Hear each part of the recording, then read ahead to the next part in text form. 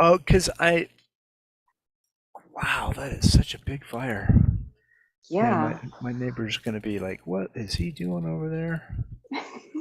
Will they join the bonfire? Oh man, blowing pieces of cardboard up in the air. This should be fun. Oh, There's only one piece of cardboard, so hopefully that'll stop before long. Um, I don't have a lot of tradition of having my neighbors join me, so probably not. oh my God, that's amazing. Wow, that is huge. Wow, I can feel the heat. Eek. And we are live, by the way. Ow. Okay, I gotta be ready to back up here myself from this distance, even. Yeah. Oof, Oh my God, that's so beautiful. it's big. It won't stay that big for long though. It's got a lot of wood that once the center part gets lit. Oh my God, I wish I had marshmallows. Ow, man, that's heat, hot. Yeah. I'm like 10 feet away and it's still burning me here. Um, I don't yes. like on the Christmas tree thing. Yeah.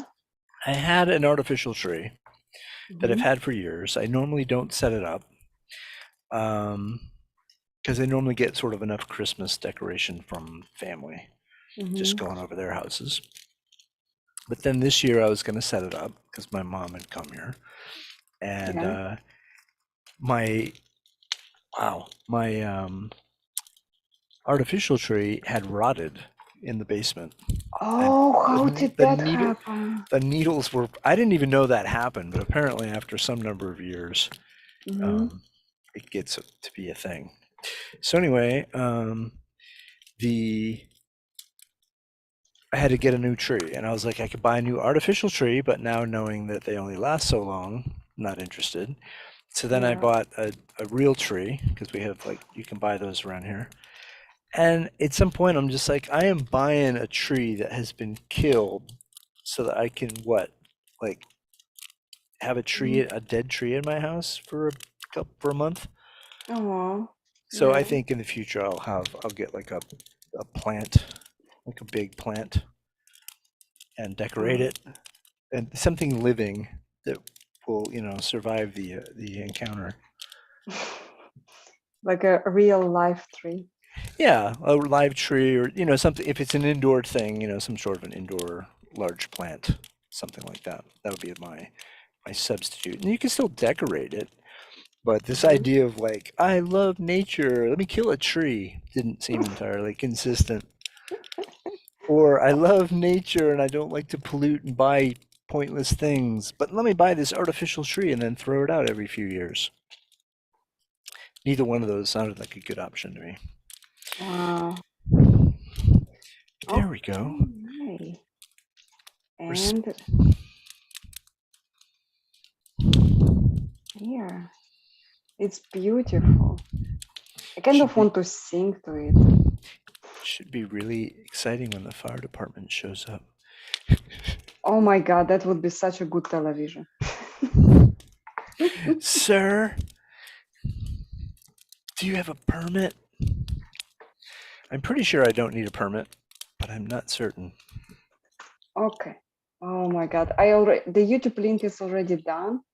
We can share it around. I can post it around. So, oh my God, that's awesome. Uh, from, mountain. Should be able to keep it going for a while too. It seemed like there was a lot of wood there. Mm-hmm. I've got a bit more I can throw on there if it gets to it. Do you have like a good memory from camping? Do I have? Yeah. Yeah, some. Mm. I would like to hear it. Like there is nothing. Friday evening campfire stories. Oh, awesome. We have to do our embellished story thing. Oh yeah. Yeah. Shout out to the drummer. Is it Gilad or Gilad? Gilad. Soft, like gelato. Yes, it's like it's different from GIF. So GIF is GIF, I but in his okay. case, it's GIF. It's Gilad. That is not helpful. Just adds one confusing thing to another confusing thing. Oh my god. Yeah. Does that name map to something in English? No.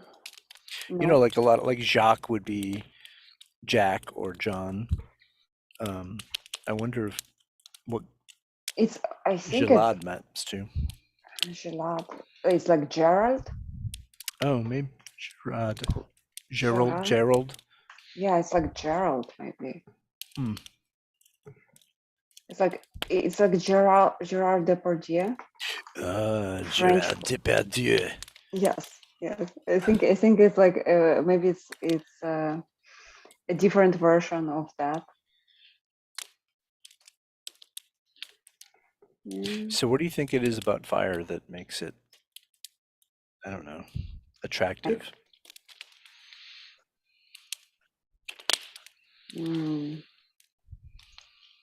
Fire that makes it attractive.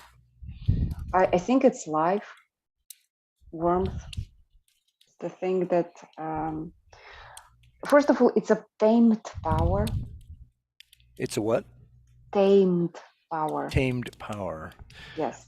Maybe almost tamed.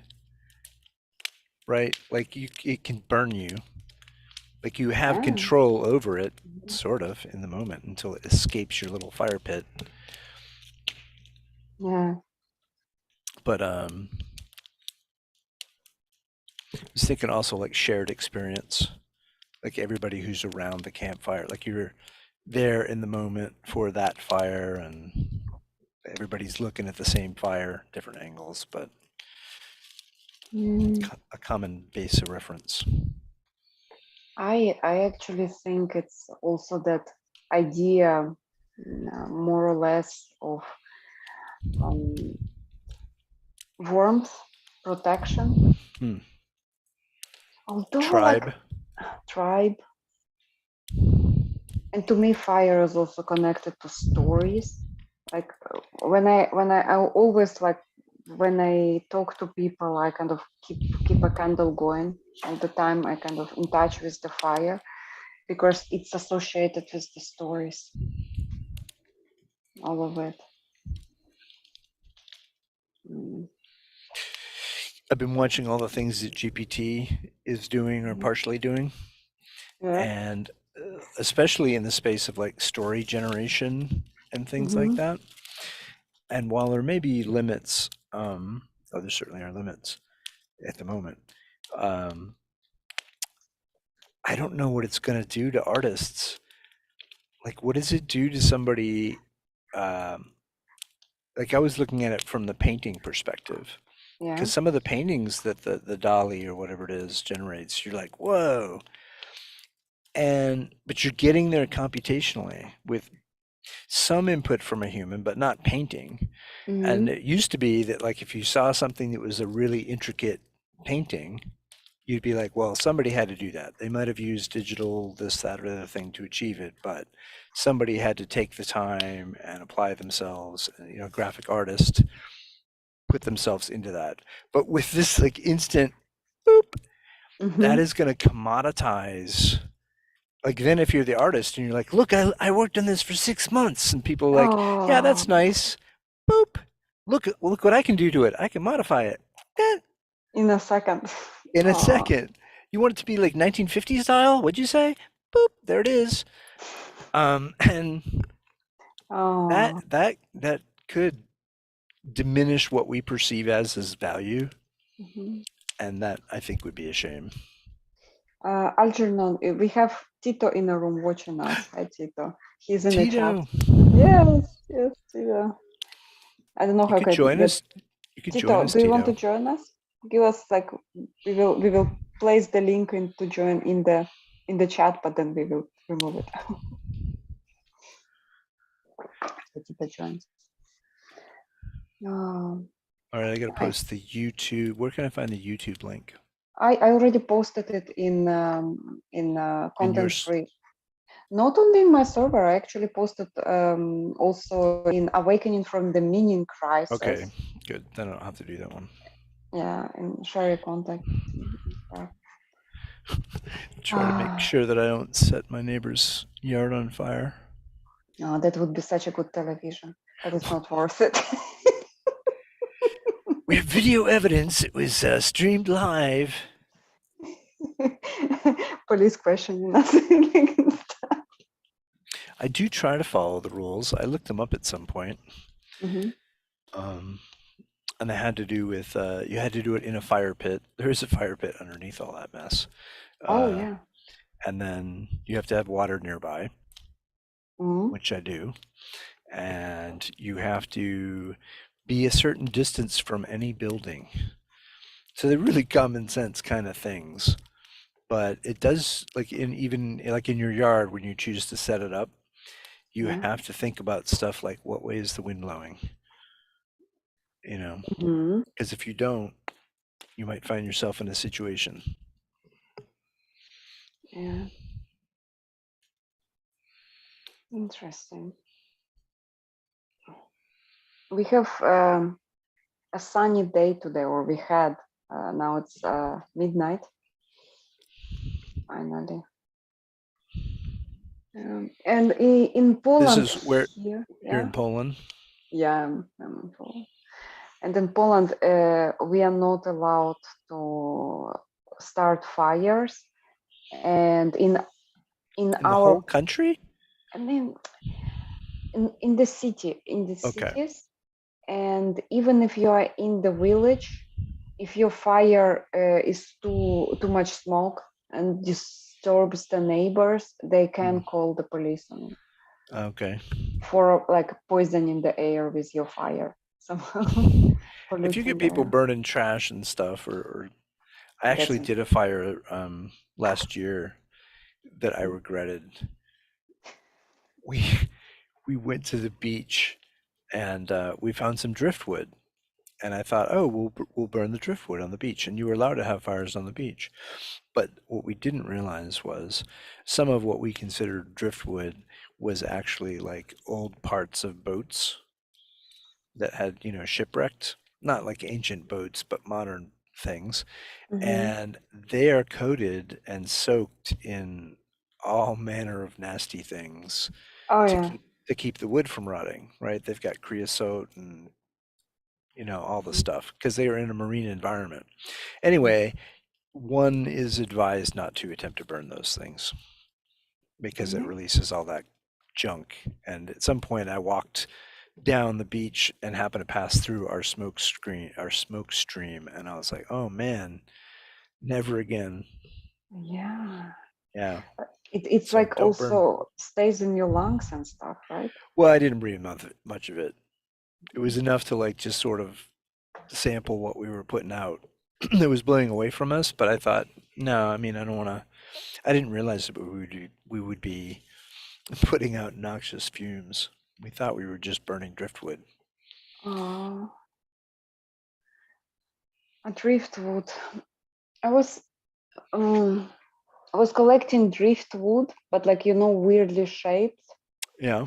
for kind of art installations. Like it's something like sandcastle, but made out of driftwood. Like I would make a Ouroboros dragon in a sand, in undisturbed sand, just to take a picture of it, Mm-hmm. and then I would leave it back there on the beach.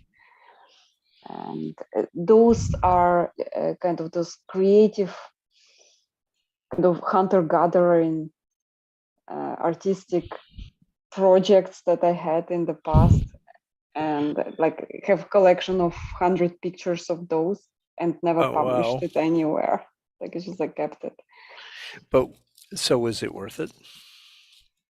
Yeah, it's kind of I feel it's like for me. Maybe one day I will publish it or something, or like write a poem or a journal about making beautiful things out of the stuff you find in nature. Not really garbage, because like I see people do installation from garbage, and I Mm. actually like, yeah, I mean, garbage is also beautiful, but like let's not make more garbage. Let's not glorify garbage.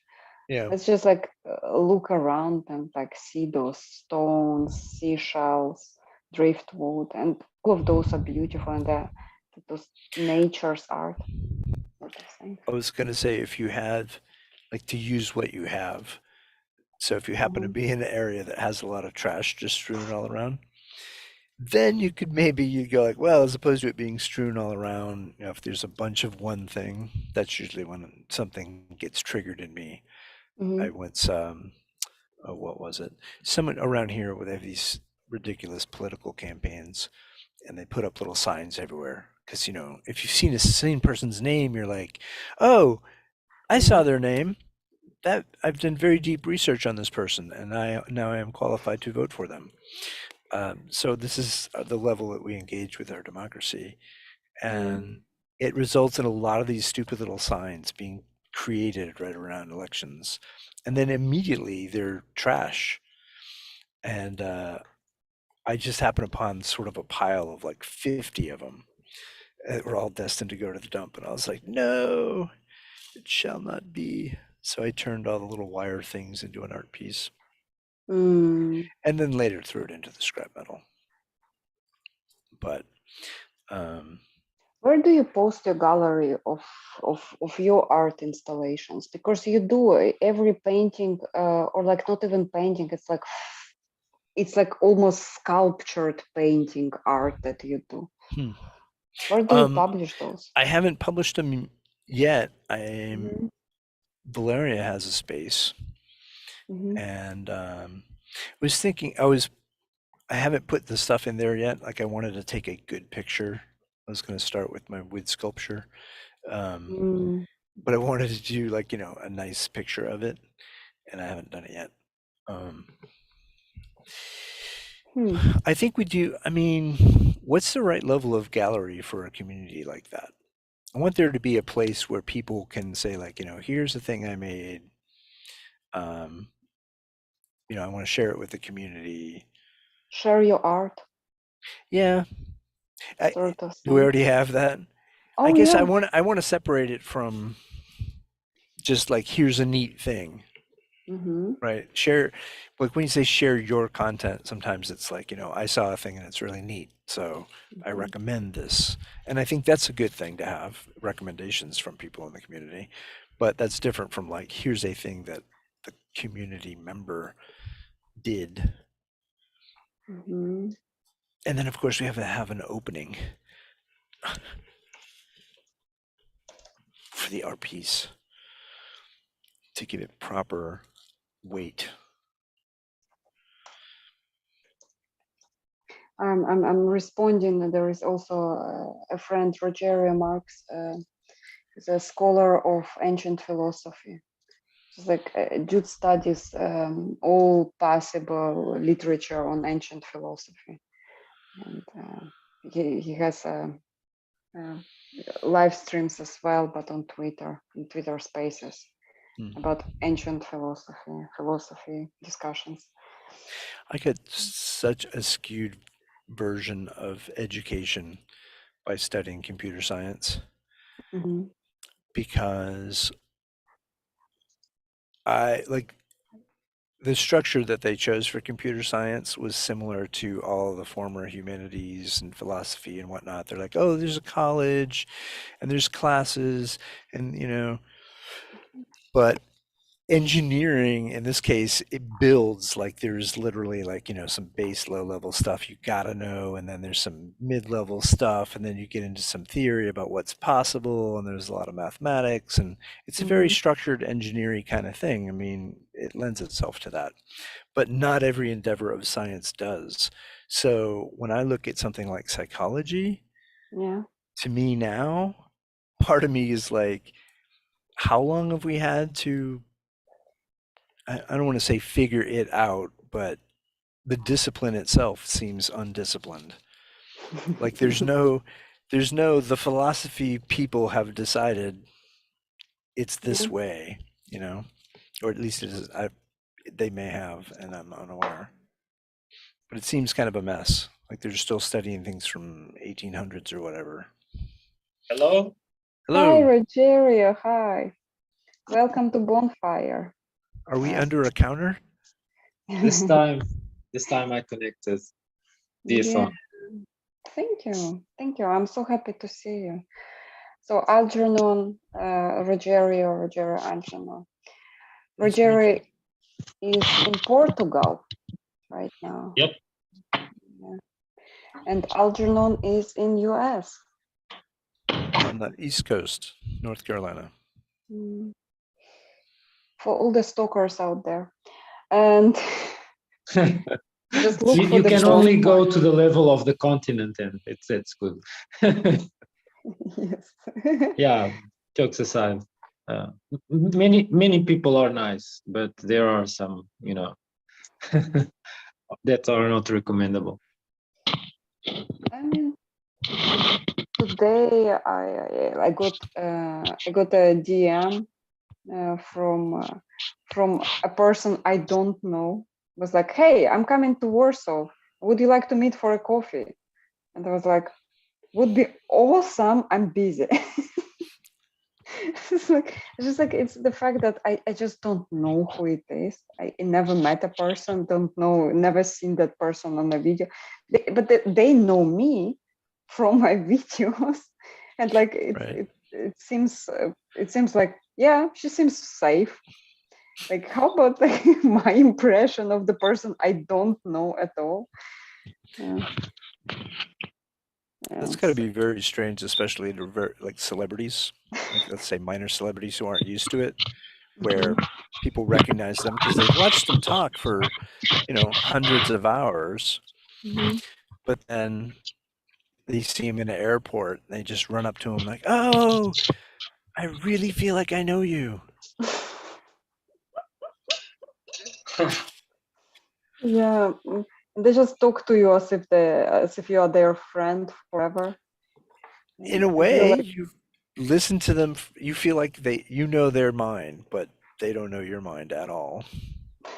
You kind of forget that part. yeah, People have a very low standard of togetherness, perhaps. Many people. mm, maybe, I think. The communities. I actually feel connected more to some communities on Discord than I feel connected to my neighbors. Hmm. Weirdly, because like I know more about some people on Discord than I know about my neighbors. Hmm. But, I don't know if that's weird now. I can't claim for, of course, how it is for anybody, but I haven't known my neighbors for a long time. I know one of my neighbors here. I know of the other neighbor, but our lives don't intersect. Like if mhm. we were farmers, I would have run into them, while they were farming and I was farming, or, I had an animal that was sick and I needed some help or whatever. So Yeah. like there's some interdependence and you get to know your neighbors. But now a lot of times there's no need to know your neighbor and gets left Hmm. out. So. People in more rural times in the past, they used to do things together. For example, in Southern Europe, when the time comes to pick the olives, Hmm. families would get together with their extended families and even neighbors and whatnot. They would get together and help each other pick the olives in each of their yards, their farms and whatnot. And it would be also a social and a community experience. Right. Yeah, you could see how that could all work together, if they're going to, let's say, the same church, and then they're also going to, say, the same social dance, because they didn't all have television and all that stuff. Um, so they were more woven together.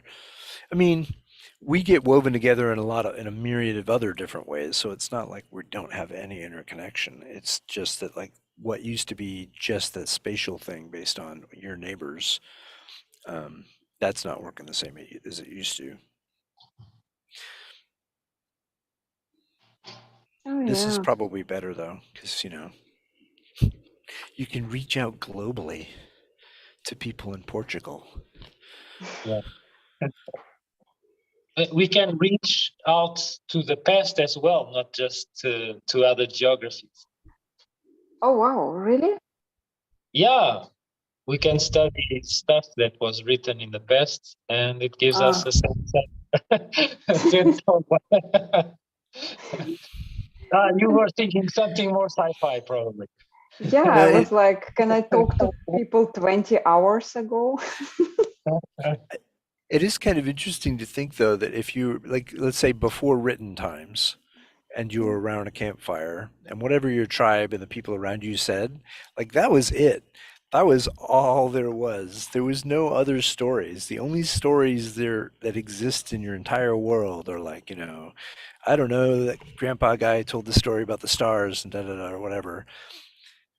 We have so much stuff that like we've no common story. But back in the day where, before stuff was recorded, it's a very much smaller world of things to keep track of. Yeah, Well, but people were also immersed in a world where at night they could see the entire galaxy because there was almost no light pollution. And Yeah. in cities, we have lost that. Michelangelo, the campfire light, but yeah. Yeah. Yeah, well, and they'd be connected to the nature in any number of other ways. Like if you don't collect sufficient food, you're going to starve, especially if you're in a climate where it gets cold and growing stops. You're like, I'm sure the first people who ventured into areas that had full winter, that's a tricky proposition if you're coming from a life where you're like, no, we just eat the stuff on the trees. So, I mean, it took a certain mindset for people to want to try to do that. I think the mammoths and other big mammals tricked us to go after them. Yeah. And it could have been a bit more warm when you started too.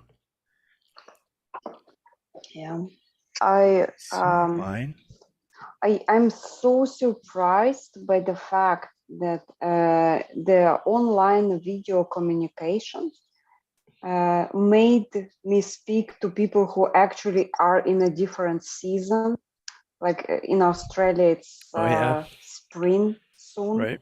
Not spring, autumn soon. Autumn, It's yeah. end of summer and autumn comes in just like in a week or something. It was like, oh my God, like we have spring and they have autumn. And I don't even mention the time differences. I can see the sunset and we will have soon a sunrise, let's say. It's amazing to me. At the same time, and yet video travels faster somehow. Like, I mean, it doesn't travel faster than light, but like it definitely travels faster. It's very near light speed. Maybe 99.9%, something like that, light speed. Oh wow. Yeah. Amazing. But it's interesting that like at one level you are connected to people on the other side of the planet, having this conversation with them. And at the other, so when you see, things happen at the same time, like there can be a sunrise and a sunset, but to see it like in the background of the video, I don't know, it's sort of like understanding it at a different level. Yeah. Hi, Shiny. There is no universal time. Time is relative. If we have a couple of twins, one stays on Earth, another one goes onto a spaceship and travels at 90% light speed, the traveling twin will return and will be much younger than the one who stayed on Earth. Oh wow. Yeah, this was one of the thought experiments about general relativity that Einstein thought about. And so it just goes to show how wacky time is when we mix up speeds and whatnot and travel. Yeah. Did you guys read the Captain Nemo story ever? Not yet. I don't know. I don't know. Oh, it was so popular. So Captain Nemo, he lived in the ocean, in the big depth, in a submarine, and he lived for 200 years because time would run differently for him because he was closer to the Earth core than for the people on the surface. So when it's like when for the people on the surface 30 years would go by, for the Captain Nemo who was at the bottom of the ocean, let's say, it was like twice less or something. It's like on Earth it was 60 years, for him it would be just 30 years. Yeah, and this is written by Interesting. Jules Verne. I think in the Oh yeah, yeah. I The think guy. it was 18th or 19th century or something like that, way before Einstein. Yeah, so Jules Verne already like kind of traveled, like actually it was a fantasy, but like he kind of was onto something, the theory of relativity, and it's like amazing. Wow. Shani, how are you doing, man? You okay? Good. How was your meeting with Jacob? The what? The meeting with Jacob, did you manage to meet Jacob? No, he's gonna be here in like a little while. Okay, awesome. Yeah. So I still have to, but You still look. Yeah, they streamed something about you. Oh my God, where are you? You're in a coffee house or something? You're muted, Shane. yeah, Starbucks. Okay.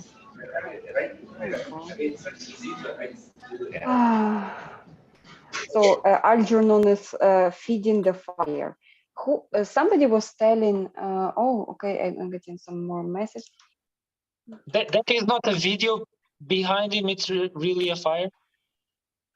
It's an actual bonfire.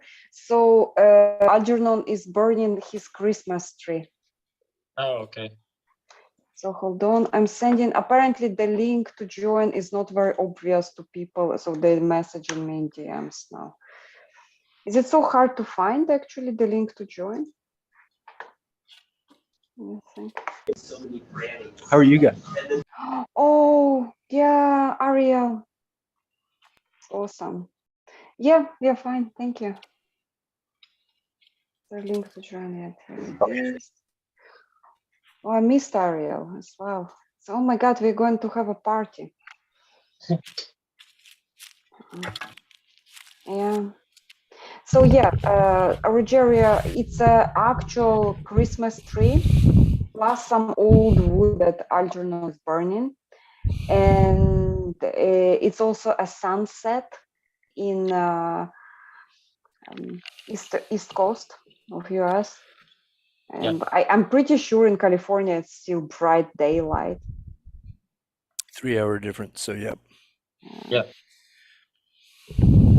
So we just need to get somebody in each of the next time zones with a window. Follow it all the way around. Of course, it's midnight for you. Yeah, and I know Shane is in California, so Shane's is like 9 hours apart from it. Ariel is 8 hours from. So Ariel is now. Oh my God! Like what? It's so weird how no I remember all the time zones of the people who had been on my podcast. Professional memory. Yeah. It is important for the scheduling. Yeah. I could use some of that memory. Yeah. Ariel, Algernon. I guess Shane and Ariel know each other. Here is Algernon is barely seen because of the. That's right. Of Now the I get to campfire. do spooky campfire face. Yeah. And you guys had been in all of my line by lines. Ariel, Algernon is coming second time. Ariel was twice. Yes. So it's all alumnus right now. Yeah, lately had been exploring the idea that line by line is a form of dialogos where we enrich our understanding of a thing. So it was interesting to entertain that idea. It was interesting when we did that last one that it struck me that we didn't really, I mean, we talked about the song, we went through it line by line, but a lot of our conversation was we used the song as a scaffold to talk about other things. Yeah, And I would imagine that happens pretty regularly. That's how it goes. I think that you know how good things like new phenomena happen. I think it's truly the closest thing to like the only thing phenomenal that's exists right now. Like that's or that exists in the world right now. Like a true expression of something like good. Yeah. I mean, creation, enriching the understanding, actually promoting conversations. By the way, Ariel, I seen you were streaming video games, and there was a game which had an offensive Jew face on it, and people were like commenting, "Why are you playing that game?" And you were like playing it for 4 hours or something straight. Yeah.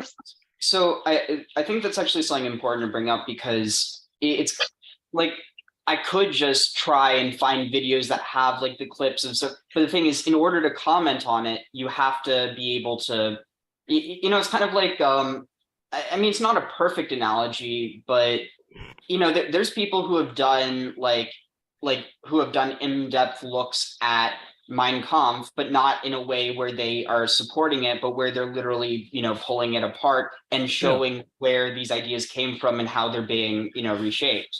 And I think in a similar way, that's kind of what I'm trying to do. But again, like it especially because with this game, it's literally something that's being played by little kids now. So it's like something that, you know, for all I know, like, you know, I don't think I'll have any impact because, you know, I'm not some huge channel or anything. But at the end of the day, I think that it's important to be able to, like, also because at the end of the day, there's nothing wrong with depicting them how they are depicted. What's wrong is that she uses that depiction in order to basically then further depict them in ways that Jews have been traditionally depicted. So like, there's nothing technically wrong with having, you know, a group or a, you know, even like a, you know, an ethnicity in a game or in a, well, I mean, in a series based off of a real world people. The problem is when you don't critically look at that. And for instance, like you make them the bad guys or you make them greedy as opposed to, because like literally in the Harry Potter universe, the goblins are forced into banking by the wizards because they're not allowed to do certain types of magic. Yeah, but also I got the depiction. It's a caricature in a game that would kind of had been I don't know. It was very culturally insensitive as far as I'm concerned. Rogerio and I had a food for thought that is not yet released about gaming, and we talked about actually learning from games and getting our lessons from games. Yeah, Algernon? I was going to say, I mean, I guess you could do that. You could develop a game that has that intention, but a lot of stuff, you know, is meant to be entertaining or engaging or, you know, a lot of things that could lead to a lot of scenarios where you're training something that you really don't want to train. Like if you had a thing where you're like, hey, here's a game to torture people. There's a lot of different ways you can torture people. Go ahead and be creative in different ways you apply it and blah, blah, blah. You don't want people playing that game. Like that's, it's not me. Yeah, it's kind of like the Mein Kampf of games. If you look at it uncritically, and probably many people would just try to entertain themselves with it, and then they would acquire problems, psychological problems that the game kind of passes through osmosis to them. It's kind of infectious. But there are games that have both an entertaining value and a didactic value available. I was talking about two examples that offer lessons in mythology. One is called Hades, and in Hades, it highlights the fostering of relationships between people that are part of your family and also friends. There's the ritual of offering gifts to other characters, and then the dialogues become more enriched, and it clearly depicts the relationships evolving and growing. Of course, the game is also a hack and slash game with a lot of grind, but grind itself can teach us a lot, because in life there are moments of grinding, inescapable. There were moments of grinding even in Hercules' life and other mythological characters, and people who become great people pass through hardships. And so I think through grind, games show that through persevering through repetitive tasks and pleasant tasks at times, we can create the mental muscles to persevere throughout hardships. That was one of the examples I gave that are not so obvious within games. Yeah, so like a really good example that's maybe a bit more obvious is some of the like recent Assassin's Creed games where it's like in Greece or in Egypt, specifically because they did consult with a lot of archaeologists, a lot of historians in order to try and recreate the world as accurate as possible. And part of that, they even include this like the special mode where you're able to like take these tours, but it's not like in a museum. It's like literally where these things were, and so you're able to see it from a different perspective and see how things would have maybe looked like.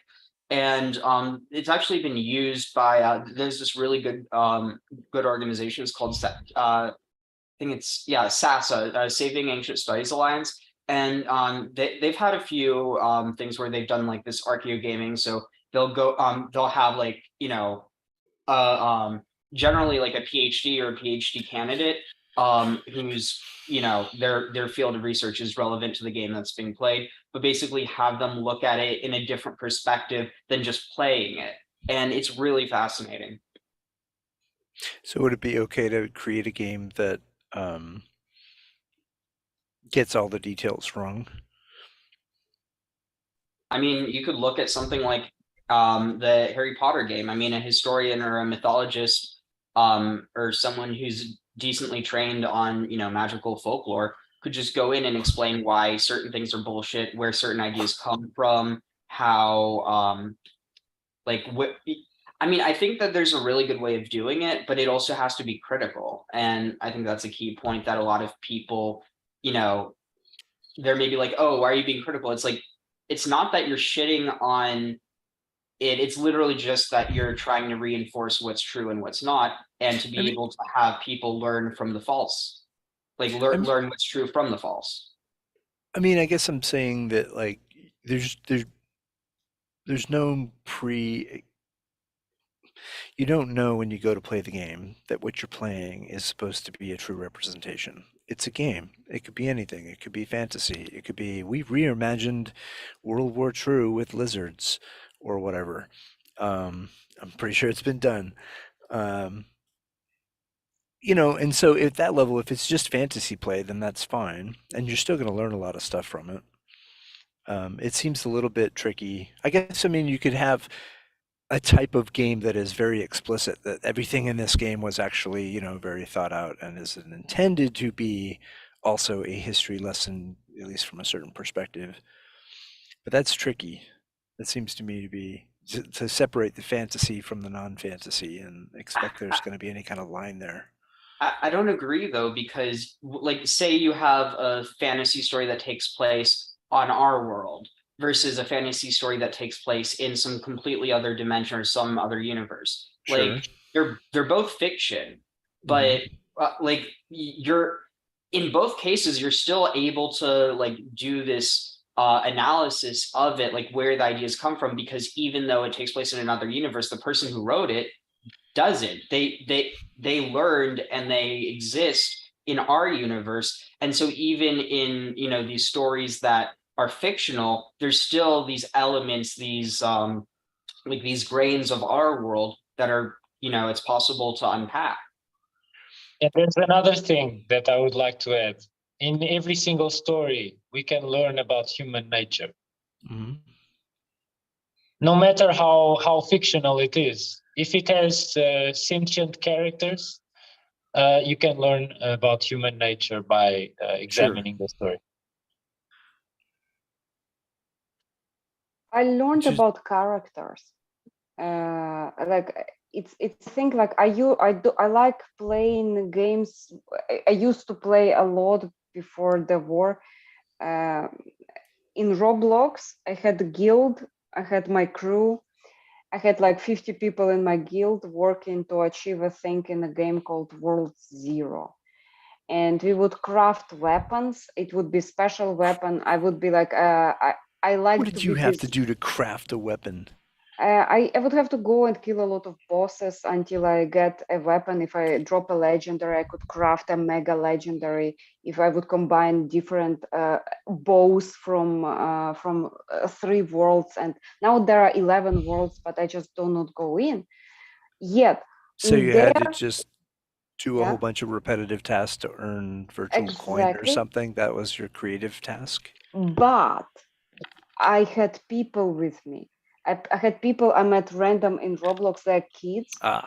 And so there was like, I don't know if they're kids or adults, because like if I play deep at night and it's European time, the people in chat would write like, I'm just getting high, drinking beer and playing Roblox. That's what they write. I met a couple who are just like a couple of stoners from Sweden.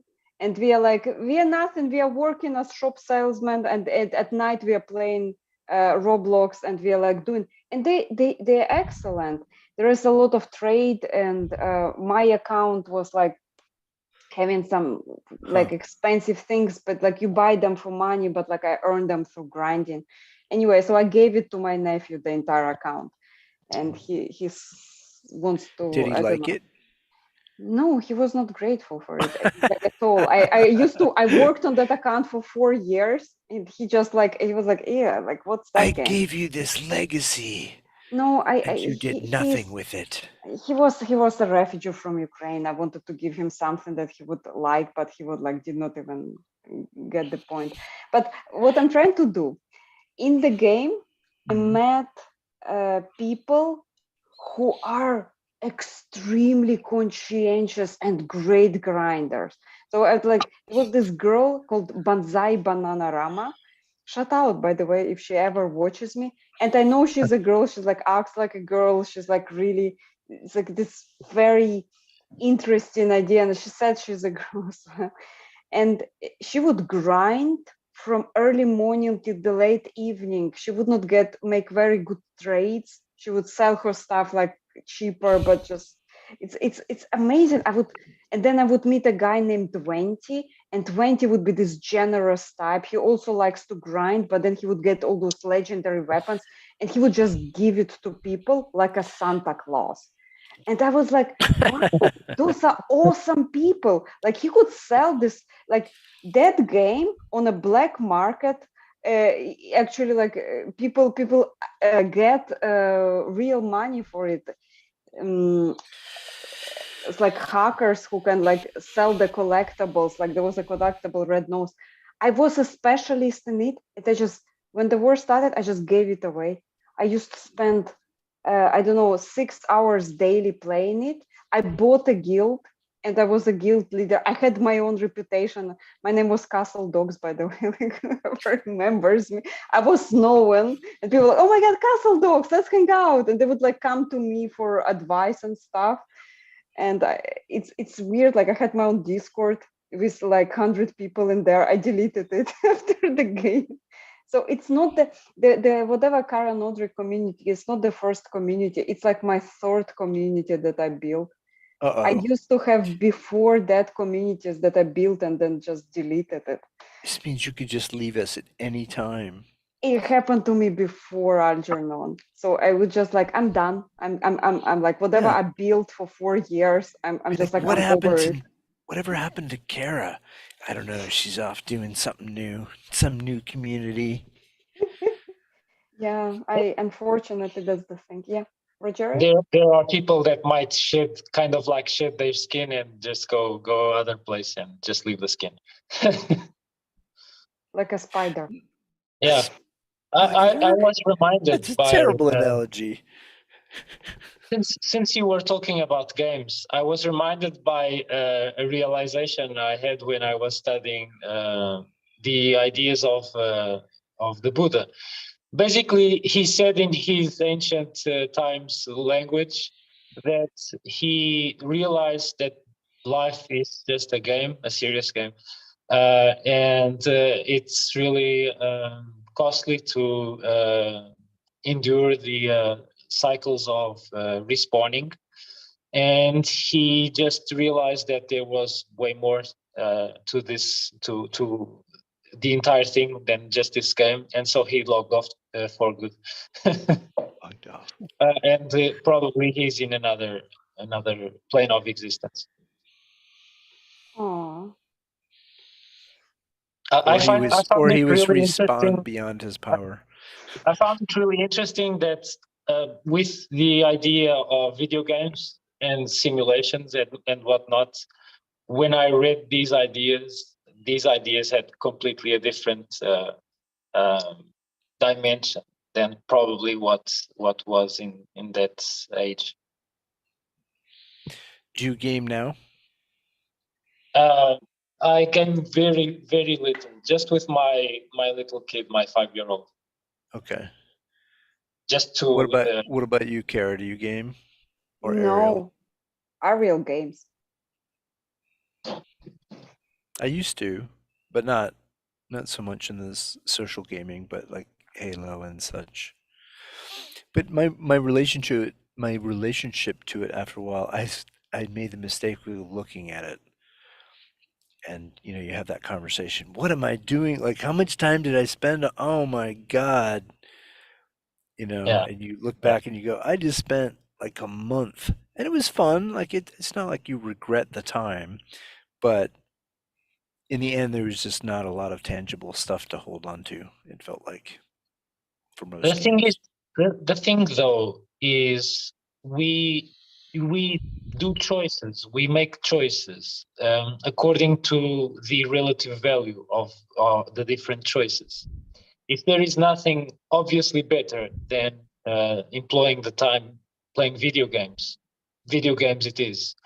Yeah. But since I started reading every single day philosophy and poetry and whatnot through audiobooks, and I've been doing this since September 2021, video games lost their appeal to me. Because Yeah. I feel I'm leveling up continuously every single day. And Leveling up. if I spend like 4 hours on a gaming session, no. I mean, I think it's like a diversion, like a temporary diversion. It's kind of fine, and from my own experience, I tend to get very drawn in, and if I find myself spending too much time, then it really makes me question what I'm spending my attention on it. Yeah. And what you did with with giving up gaming, oh, kitty cat, big cat. I did with giving up TV. Like the quality of TV, I was like, I can't just spend my life watching this, and I turned that off, and then that left time for all sorts of stuff. But yeah, like something that lately I've been spending more time at home than I've been spending a lot of time on university, but it seems like everyone's sick around me, and I just had to have a serious sinus surgery to clear out this fungal infection because of it's a whole long story, but I kept getting sick because everyone around me was constantly sick, and so it's kind of like almost every time I'm at school now, it's like I hear people coughing, and it's just I immediately kind of go into this fight or flight mode. So it's kind of like with that, I think that the alternative would basically just be at home and do nothing. So that's the primary reason why I've been playing games more lately. But at the same time, I also think it really depends on like what type of games you play. So for instance, like have y'all ever heard of Crusader Kings? Yeah.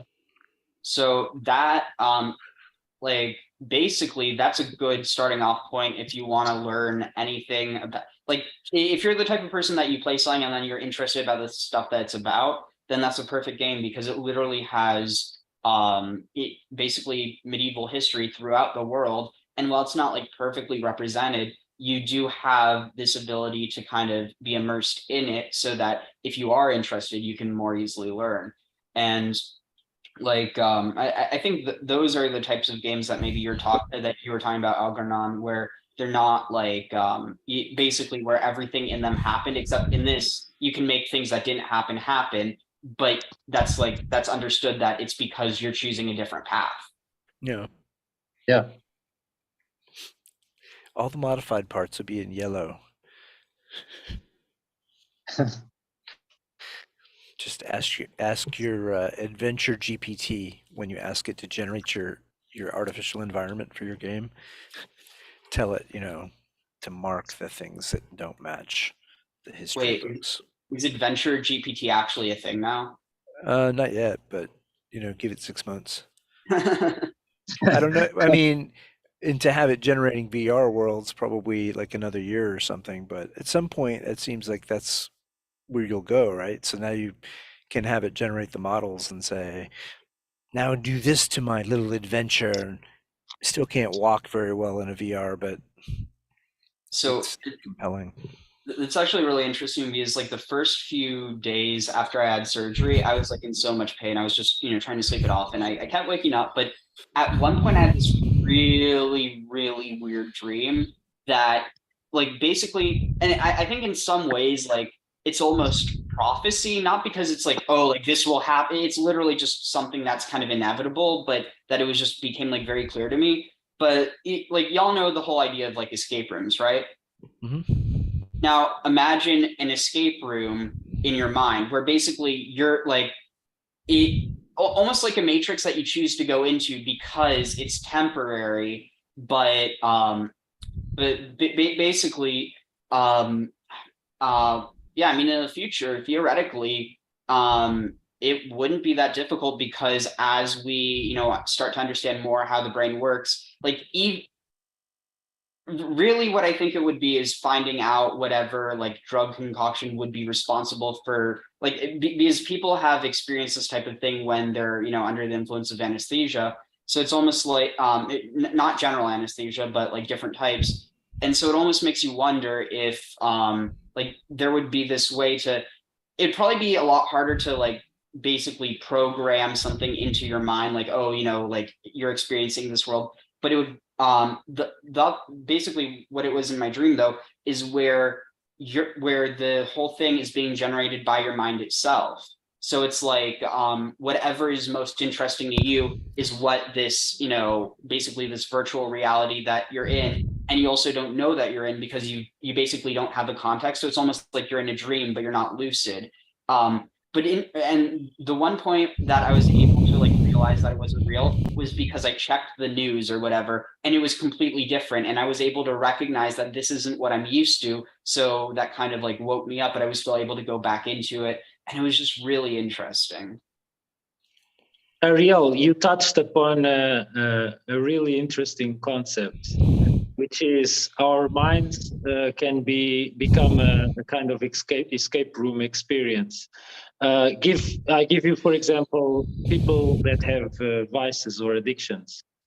Their minds are, in a sense, an escape room, and they might try to escape their vice. Yeah, and even like cases of extreme trauma, which I think this might have been kind of like I was in so much pain that my mind was basically just trying to feel something else. I don't really know, but where people can dissociate it in cases of extreme trauma, and it's a defensive mechanism by the brain itself. Yeah. Yeah, it feels. You can imagine cases where, like, if you were trapped in bed, let's just use an example, um, that feeling of being trapped, like you could imagine your dreaming mind taking that and exapting it to all the other ways in which you could feel trapped, metaphorically. And then you're like, I'm dreaming about this thing and I was trapped. And you realize, oh, this is probably like a projection of the fact that, I was really trapped in the bed, but the mind not thinking, That can happen during proposition. sleep paralysis. Hmm. When it happened to me once, only once. I was trying to fall asleep, and instead of falling asleep, I had sleep paralysis, and I saw through the corner of my eyes a figure completely black, as if it was the Grim Reaper at the edge of my room. And my room had kind of like a corner with a bathroom, and the figure just went around the corner. And then I came to. I got up and went there to see if someone's there. No one's there.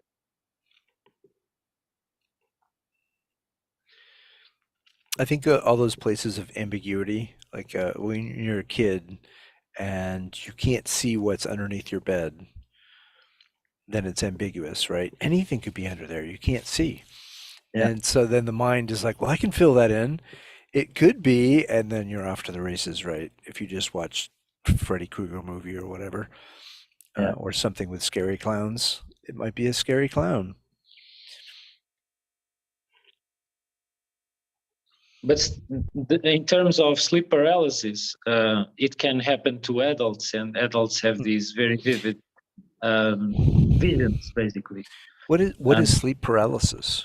I literally talked about it to Shane on a line by line about sleep paralysis vision. Oh yeah. And Yeah, I also talked to Nardalian about sleep paralysis. Yeah, Roger, you also had it like Grim Reaper, really? Yeah, exactly. I saw basically what looked like the Grim Reaper. It had a hood. I didn't see any cycle, just a very dark black hood, and I couldn't see the face. Interesting. Algernon, the way you were saying funny clown, Shane's sleep paralysis was clown. He kept seeing a clown. There is something about clown that is like kind of timeless. You know how like right now we get this clown world meme going around? Yeah. To me, it seems like there's a linkage there, that there's something about, and also like drag queen makeup being a form of clown makeup. Like it's still human, but I wouldn't say more than human, but different than human, putting it in the uncanny space. Like the expressions are exaggerated and intentionally, and the colors are off, all that stuff. The ancient Greeks, they used in theater, they used big masks. Oh, yeah, the masks. Yeah. Did they have a clown type mask? Expressions. Well, so there was the sardonic mask, right? What's that one? Like this, it was like a. Oh, okay. Yeah. Like kind of like a sad face, but not like sad, like a funny sad. Yeah. Which is actually, I think it gets kind of appropriated into this idea of clowns, like how you can see, like, like emojis. Oh, but on the face, they used emojis mask. And I guess in the case of a clown, they intentionally shift through emotions, oftentimes rapidly. And, especially if you're a kid, you just like follow along with whatever emotion. And in the movies, when they do the creepy clown thing, they'll always have like the clown will do some unexpectedly evil thing and then smile. And then you're like, what? And that makes me super not a fan of clowns. But it seems like it's been going on for a long time. The film with the scary clowns is, I think, called It It. or whatever. Oh, there's Yeah, a bunch. it's from There's a bunch of them. Stephen King. Yeah, yeah. So there's something kind of interesting about this. You saying how far it goes back, and like given the concept of tarot is, I think it only goes back to the medieval era, but still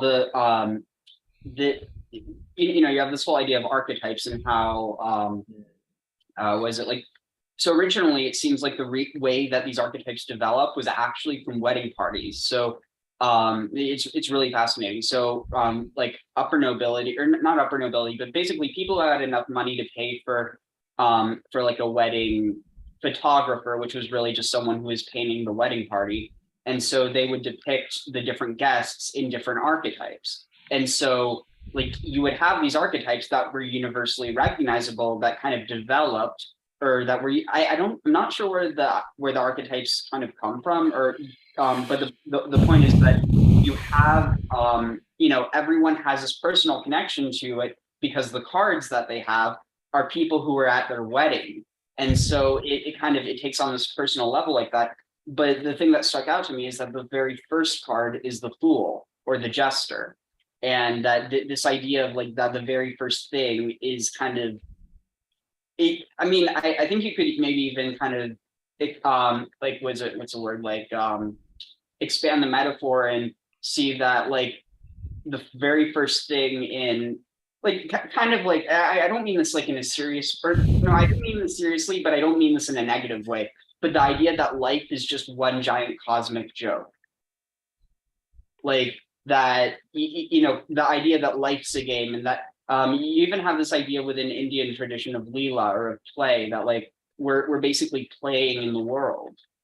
It's hard to explain, but like is what I'm saying making any sense? Yeah. In the Buddhist tradition, there's also this idea that this is just the form of a wave or whatnot. What? And this is not the ultimate reality. This is kind of like a shadow reality.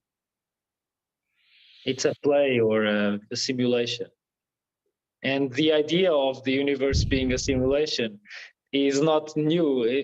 People started hyping up this simulation theory or simulation hypothesis a few years ago. But these ideas that this is just a proving ground, an ethical proving ground, goes way back to the axial age, when people, traditions and religions started talking about the immortality of the soul. They were hypothesizing the immortality of the soul, and the idea of an afterlife, or that this is just a temporary stage, and something else comes after that is greater. And I mean, it's just intrinsic to most religions, this idea that something outside of our reality created our reality, regardless of what you believe that is. That like, and I was actually talking with someone about this recently, that like, oh no, yeah, I remember it was it's a consciousness club at my university, but I was walking back with them, and they basically were pushing back against this idea that like that we can so we can't objectively know anything. We can only subjectively, so like for instance, when we measure something, there is objectively, like between my hand and my hand, there's objectively the distance between my two hands, but the increments, how we measure that, we say there's 5 or 10 or whatever. At the end of the day, that's what's subjective. But like so I use this analogy of oddly enough video games and designing video games, that when someone is playing a video game, they're thinking about it in similar ways to how you think about existing and interacting in our world, except there's much more limited interaction. So you can't pick up everything. There's only certain things that have like press this to pick it up. But when you design a video game, I mean, like I've never designed a video game, but like I took this like one summer I took this like video game class. And what? no. But and so like I learned some of the basics. I don't think I'd remember any of it. But the point is that like when you're able to or it's similar to even making a video versus watching a video on YouTube. You just think about it in different ways. And it primarily has to be that when you're watching something, you're experiencing it subjectively, whereas like whereas when you're making it, you're kind of designing like this is going to be this long. And so the point that I'm trying to bring up though is that we can't experience anything subjectively. The only person or the only thing that could experience things objectively would be basically something that is objective within the context of This whole subjective objective. I mean, I'm not versed in all the philosophy. I come from a computer science background, so but it strikes me that we don't even have a basis like of what, if I were to say like what is reality, right? You're going to go on for like a long time trying to say like what is reality, and then at some point this is where I ended up with it. I'm like, I have a reality in my head, and Ariel has a reality in his head, and Rogerio has one, and Kara has one, and Shane has one. And to the extent that we interact with each other in communication, it's handy that we all have, common concepts, or at least we try to some extent, if we're going to communicate clearly. But then we talk about reality as if there is one reality and we all just try to strive to know it. And I think that's just fundamentally a bogus construction, confusion of language. There's so much of our reality that is in fact just like our subjective perceptions that we're layering in there. There may be like, a shared physical thing that we both experience. We both get hit by the bus when we step in front of it. But so much outside of that is stuff in our heads, our interpretation. Is this a good person, a bad person, a reasonable idea, unreasonable idea? That is all in your reality and So possibly different in mine. that's exactly my point though, because like there is one reality, but we can't experience it. We have our own realities. And so like what I'm trying to say is the only person, or not person, the only like one that could experience reality objectively would be the one that either created or like or like exists outside of it. But the thing is, with just because there might be this objective reality, like there might be something that's objectively true in our reality, that doesn't mean that it's objectively true outside of our reality, because everything's dependent on its context. And we only can speak about, and again, like what you said, that kind of touches on the issue of what does it mean our reality? Because really, when you say our reality, you're talking about our consensus. Whereas, we have our own personal realities, like what we believe or what we know and what we experience. But then the one true reality, it goes back to this idea of like monism, that everything came from one, but that one splits into many. So you have essentially one reality, but you have infinite realities.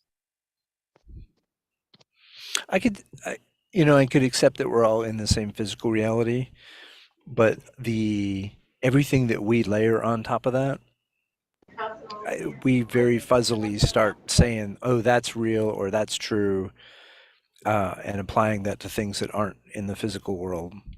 So it's like purely only a thing that a human would care about.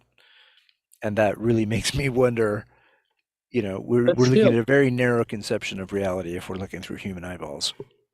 If things are so difficult to gain certainty on, even existence itself, we are unsure about, then the idea of us pursuing philosophy is so much more important, because philosophy is the thing.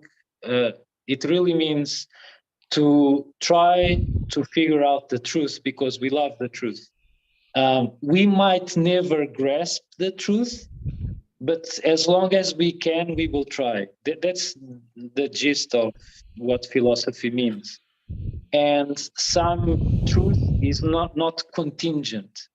It is true regardless. For example, you cannot think about a triangle with infinite sides as if it were a circle, because by the very definition, it has 3 sides. And so it's a truth that is uncontingent. But no one can show a perfect triangle, the ideal triangle in the universe. I have so far never seen it, and probably no one will ever see an ideal triangle, the idealized thing, or the idealized circle, or whatnot. Yeah, We can only talk about concepts. Right, there can be idealized concepts that have only a passing connection to the physical world, let's say. And that we can, and then we can talk about that and come to understand, like, what is a circle is another one. Whereas there's no perfect circle. Like it only really exists in concept. Yeah, if you try to draw a perfect circle, you will always miss by even if a few molecules or atoms. So as interesting as all that is, I'm not sure how it helps most people in their lives. Well, that's the part in philosophy that I really love, which is what can philosophy help with self-development? Yeah, that's the part I think that I want to kind of learn more about. Like, what are the parts of formal philosophy that are, ought to be common knowledge? So, Yeah, I mean, at least, just real quick. Yeah. I think the big thing is realizing that we can't experience reality truly means that nobody can truly know.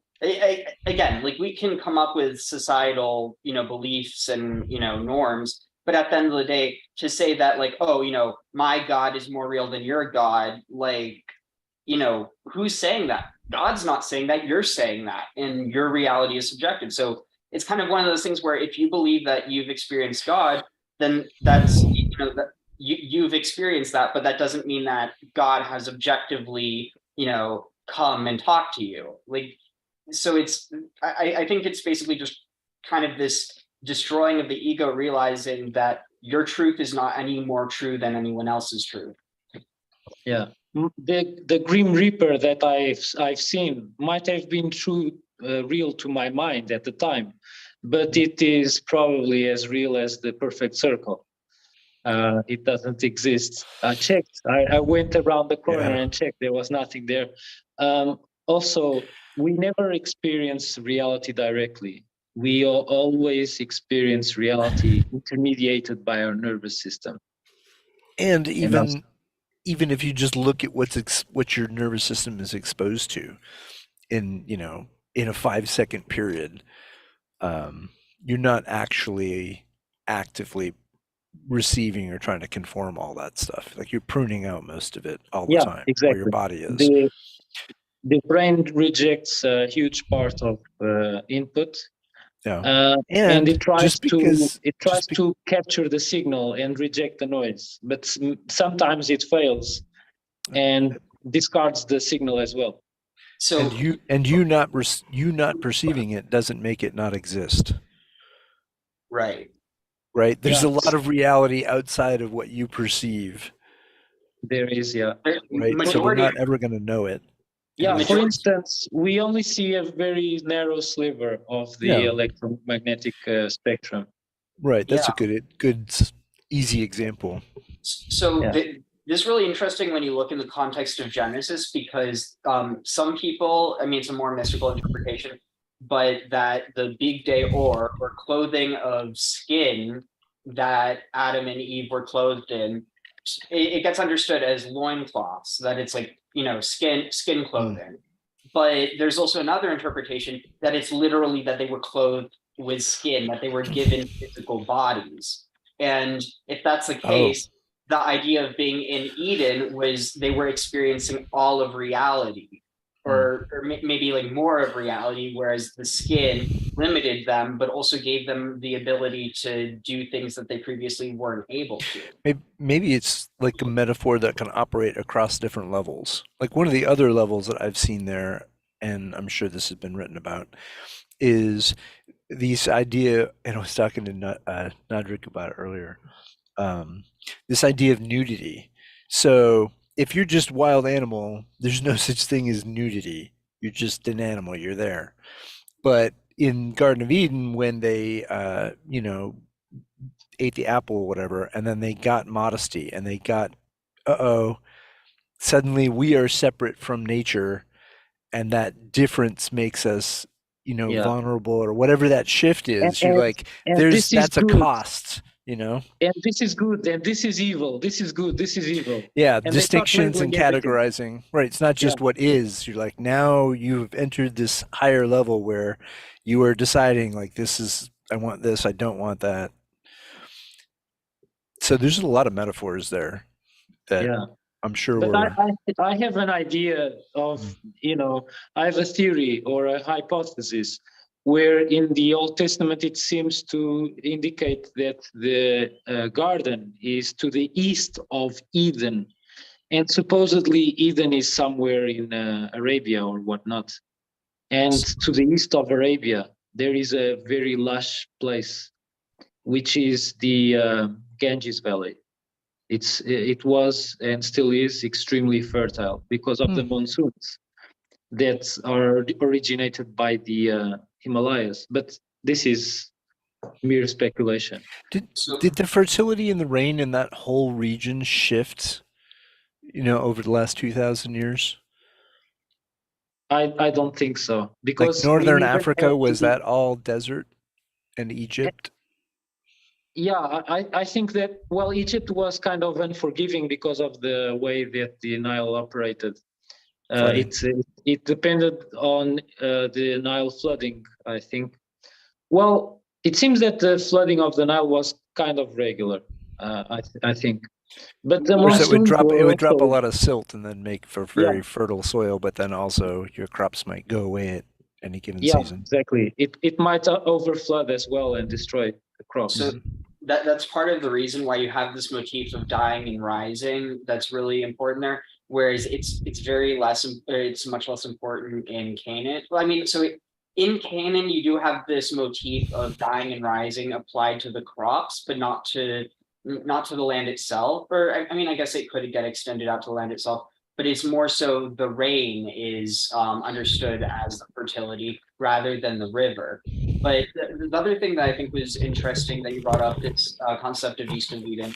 So, well, also one of the theories is that the Persian Gulf, that part of it didn't used to be underwater, but that it got flooded during like a rise in sea level, and that could be the reference. Basically, it's talking about this prehistoric, garden that literally existed, as a cultural memory, basically. But the thing about the word for east in Hebrew, it's in modern Hebrew, it's Mizrach, which means like from the Zerach, which is the rising of the sun. So it refers to where the sun rises. But the ancient Hebrew word for east is Kedem. And this word east is actually also the word, like the root for origin, or not the source, but like the start. So like it refers to wisdom or Sophia being poured out, Merosh Mekedem Aretz, from the head from the source of the earth. And so there's this idea that like Eden, it's like the source of things. And or I don't know, it's kind of hard to explain, but the thing that's really interesting with that that root, with Eden, is that there's some people who understand that it was the garden, and that people call it Eden, but really it was the Garden of Eden. And Eden wasn't a person, Eden is a thing, and Eden is pleasure. And so there's some rabbis who understand it that when people were in the garden, they were in this other state, the state of like bliss, like spiritual. But and there's the thing: if they didn't have bodies, or if they didn't, or you could almost look at it as they were in a state where they didn't think about the fact that they had bodies. It was kind of just they just were. Yeah. Wow. It's actually interesting because the Septuagint translates it as the Garden of Paradise, which is or like the garden of pleasure or something, and that's basically literally what it means.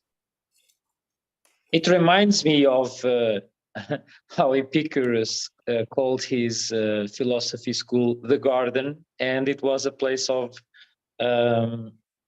pleasure in moderate sense, but of pleasure nonetheless. It's funny how it's similar, little bit similar, but not so outstanding as the garden portrayed in the Torah. In Genesis, in the Torah, basically. Yeah. But the translations are all over the place. Translations from ancient Hebrew, then to Greek, and then to English or whatnot, and some direct or indirect second-hand translations, and errors from transcription and whatnot. It's pretty messy. Sometimes all this talk about like, what did the ancient people think, or let's take apart this word and see where the etymology goes, et cetera, and I wonder, we just forget the current moment. Like, what is it that we think now? Like, what is our relationship to these things? I mean, I think that's the point. A lot of people don't have any relationship with things. That doesn't mean that they're not relevant. In some cases, I'd actually say that means they're more relevant than ever. But speaking of the point that you're making, though, even this term philosophy or philosophia, it doesn't just mean love of wisdom. It means love of Sophia, which is like this idea of embodied wisdom. And, that in Proverbs basically becomes like, personified.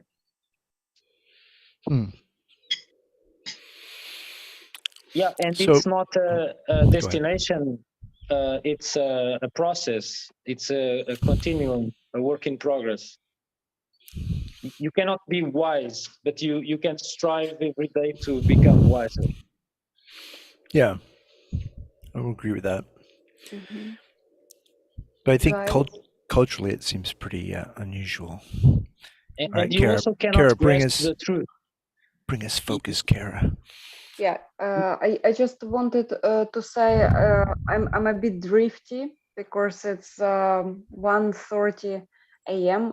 I wanted before we close the stream, I wanted to hear each of you tell a story.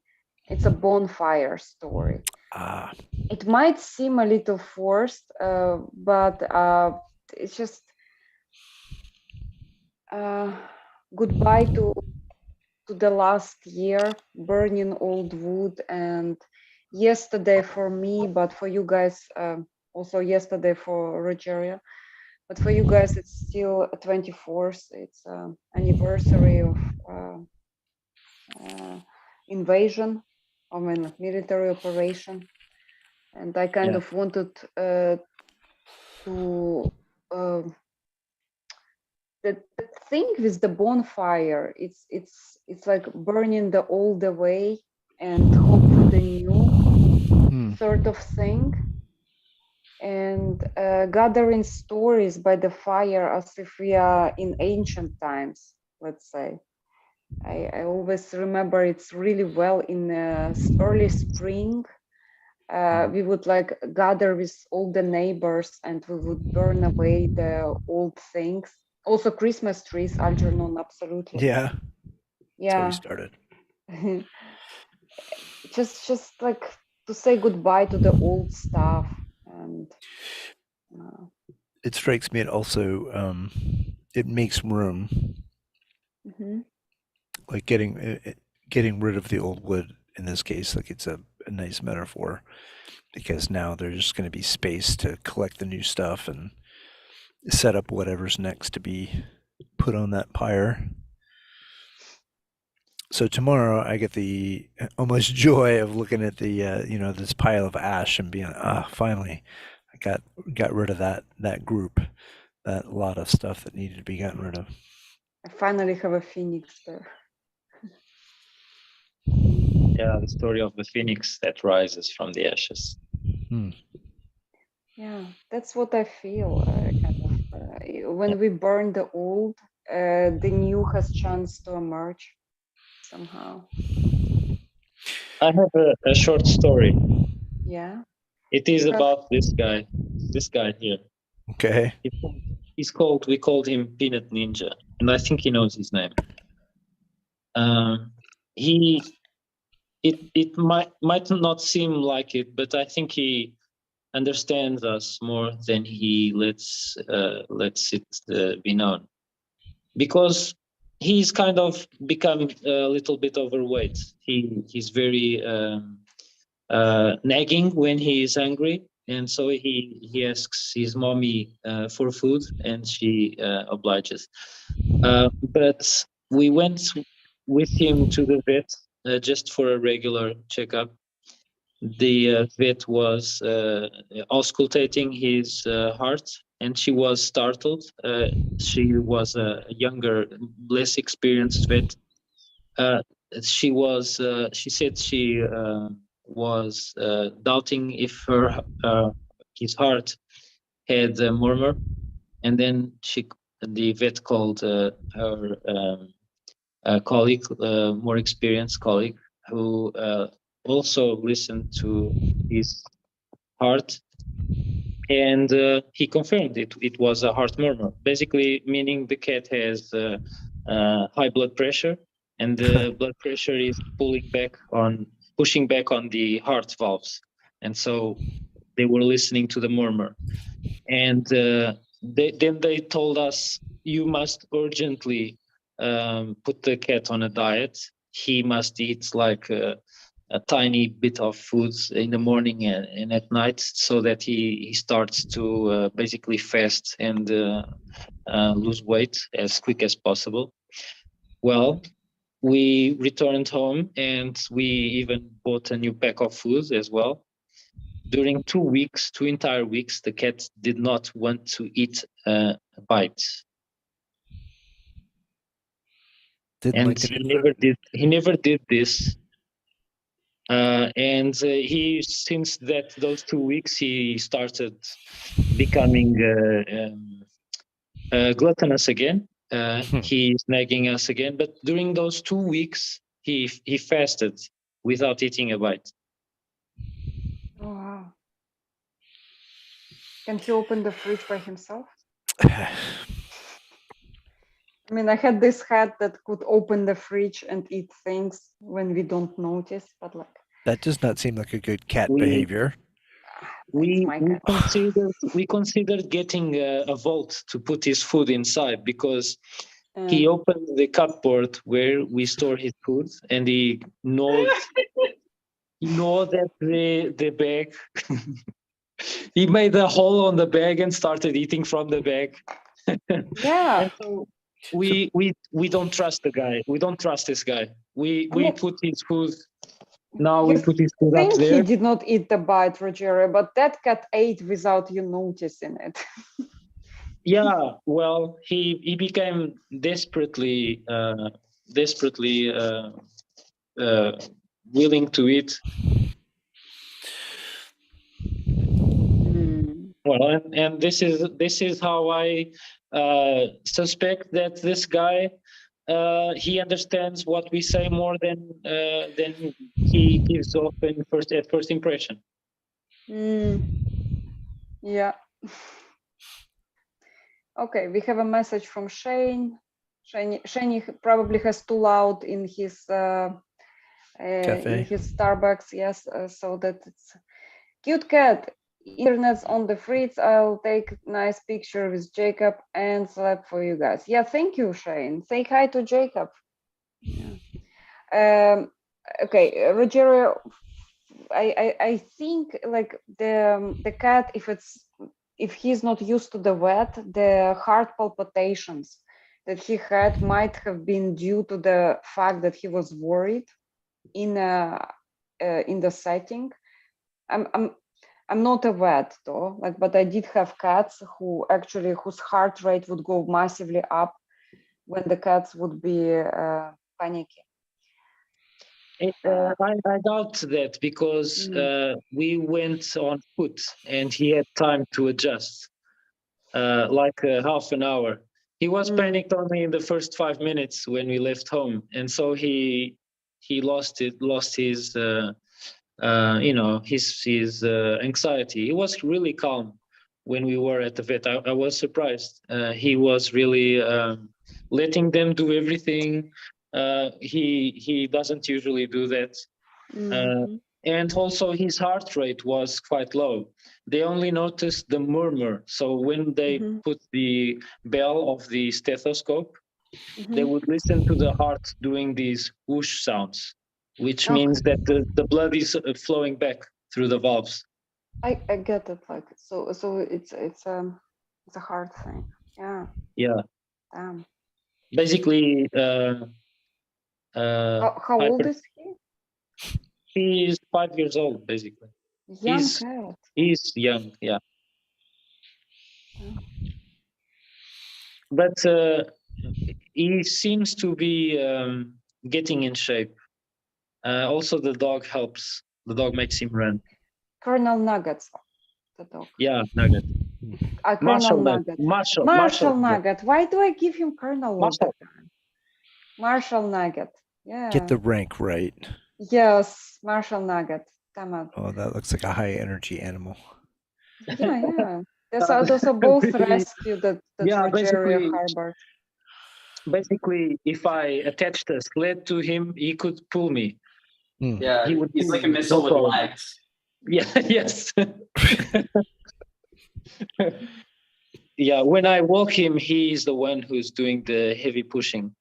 Yeah. All right, Go ahead. I was going to say I have a story that I was going to share, and I'm going to go ahead and embellish because it'll be more fun. I have this friend who was telling a story about when he was a kid and how there was this thing that he had to go through that he knew was going to cause him great pain. And unlike a normal person that would just say, give me all the drugs you got. Like, I don't want to feel that. He looked at that and was like, it'd be interesting to face that pain, to actually know what it feels like to feel extreme pain.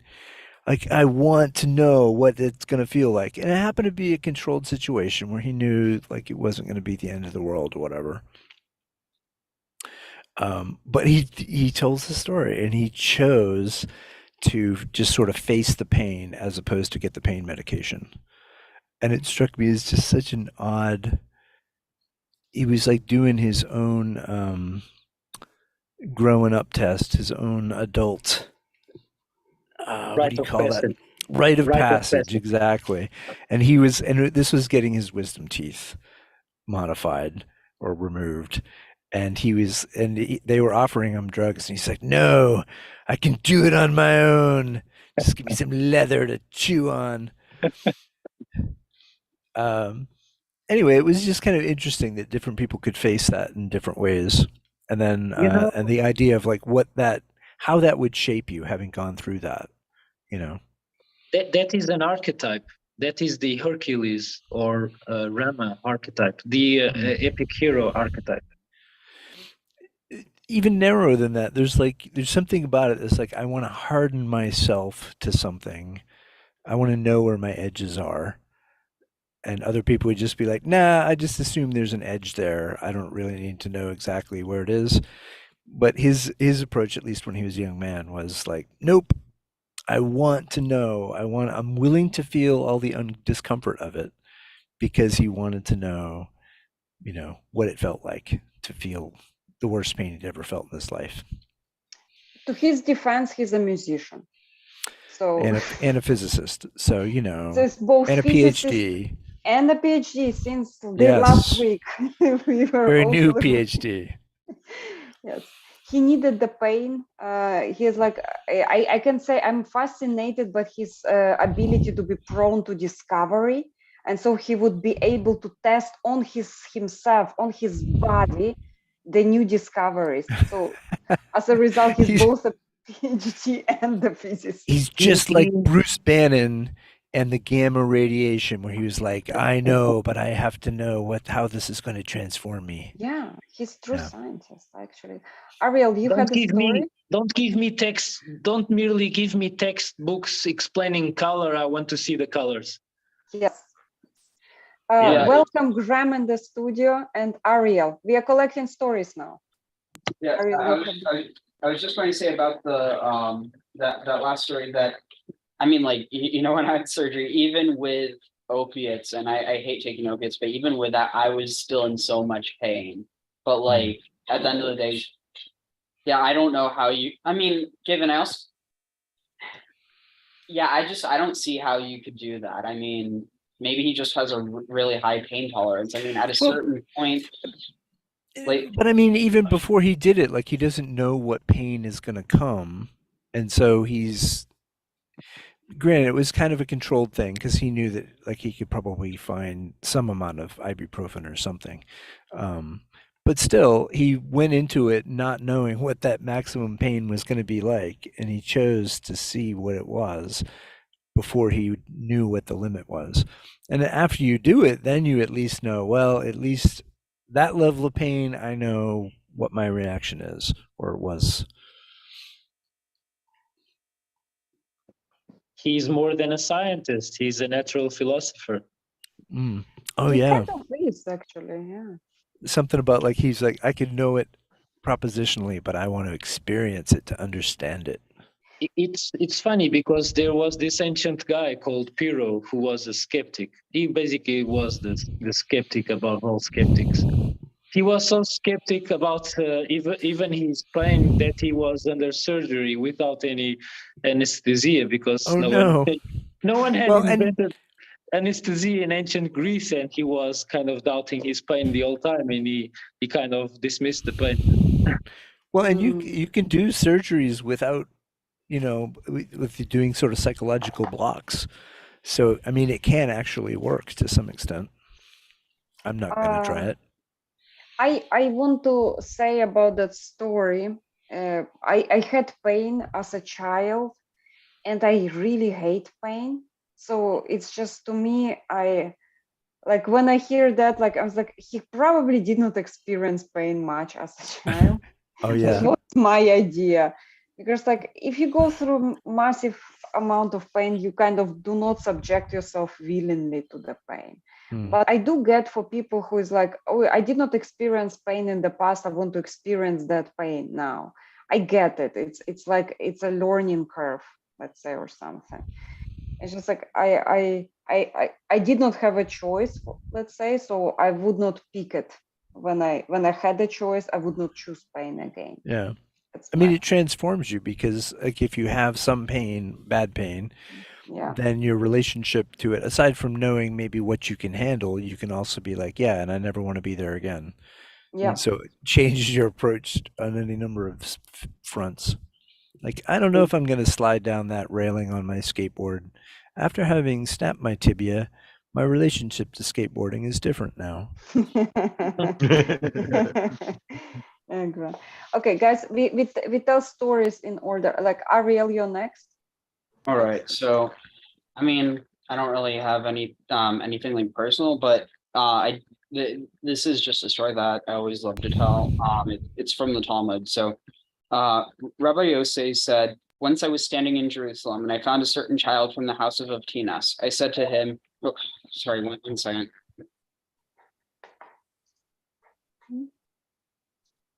Okay, so what was it? Where was I? Oh yeah. Once I was standing in Jerusalem and I found a certain child from the house of Avtinas, and they were the ones who they're the ones who made the anointing oil that was used in the temple.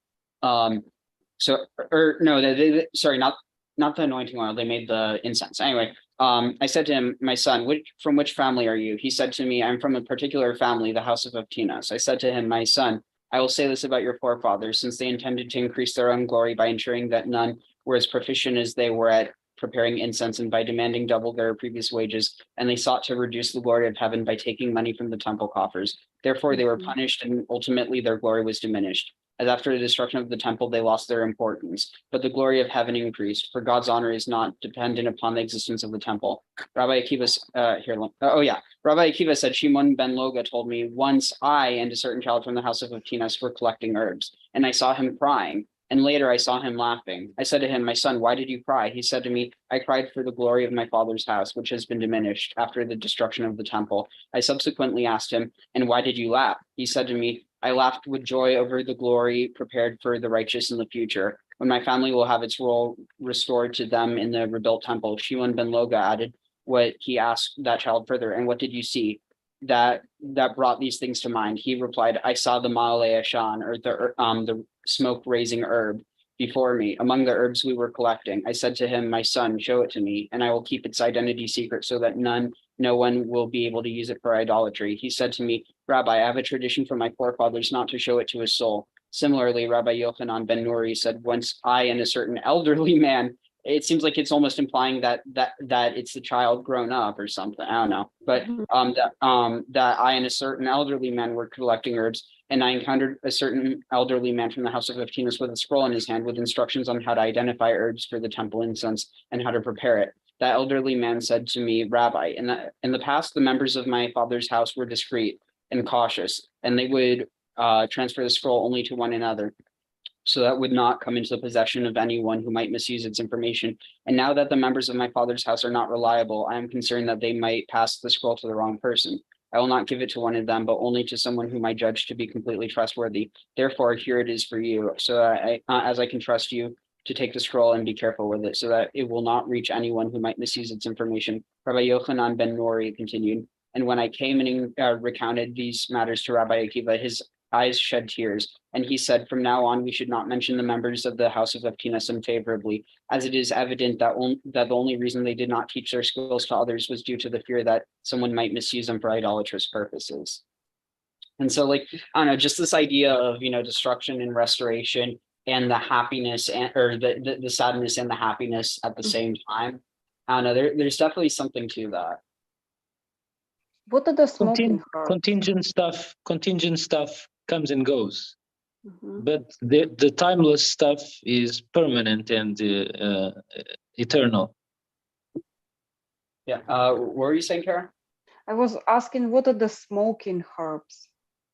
I mean, there's a lot of research that shows that it's probably cannabis. I Mhm. mean, this Yeah, is like, I thought Sage. so. Sage. Sage. Yeah, like we were like discussing sage as well, ingesting sage. Sorry, yeah, cannabis. Because it's temple as well. It made me think it was cannabis too. Yeah, Matthew. Sorry, Algernon. Ariel, what was this located in pre-exile times? no. Well, this was during the Second Temple period. 1 second, my dog's eating something.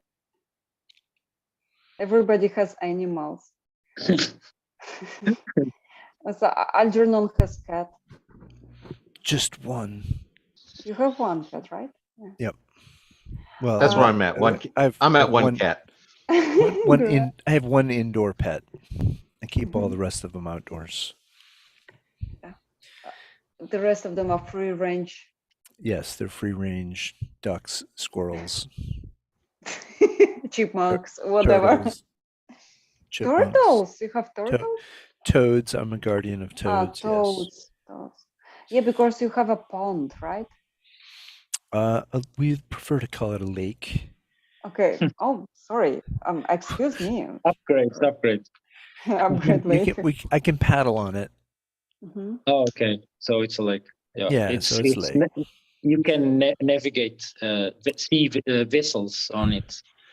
Yes. Very fancy, Algernon. As long as they don't Oh, tax yes. you more Well, for it's being not- a it's lake as not- opposed to a pond. Oh, It's not my. Oh no. Well, they do. I'm sorry. Yeah. Okay, guys, we have an economist in the room, Graham. An who is economist. Yeah. Oh, that's what I got my degree in. I'm sort of I don't even know what to describe. Kara, what would you describe me as? You got some idea. I don't know what. I what to describe me I as. would describe you as a mathematician. Yeah, jack of all trades, something like Yes, that. jack of all trades, philosopher, and discoverer. And like it's that thing that we do, kind of dialogos. I actually encountered Ariel and Graham doing it to the texts, ancient texts together, discovering different levels of understanding and meaning. And I actually absolutely enjoy your streams, you guys. So Thank you. I was going to say, I really enjoy doing them, Cara. Ariel and I think we make a great team with our yes, just such different perspectives, young and old, Jewish versus, Goy, and, I don't know I if own you're the so term. I actually don't know if you're so goy. You're pretty knowledgeable, Graham. I was More. raised in a primarily Jewish community, so I I picked could a lot feel of it up. it. Yeah. Oy vey. Oh, I'm definitely goy. Oh, my compared to Yiddish you was guys. always better than my Hebrew. Oh.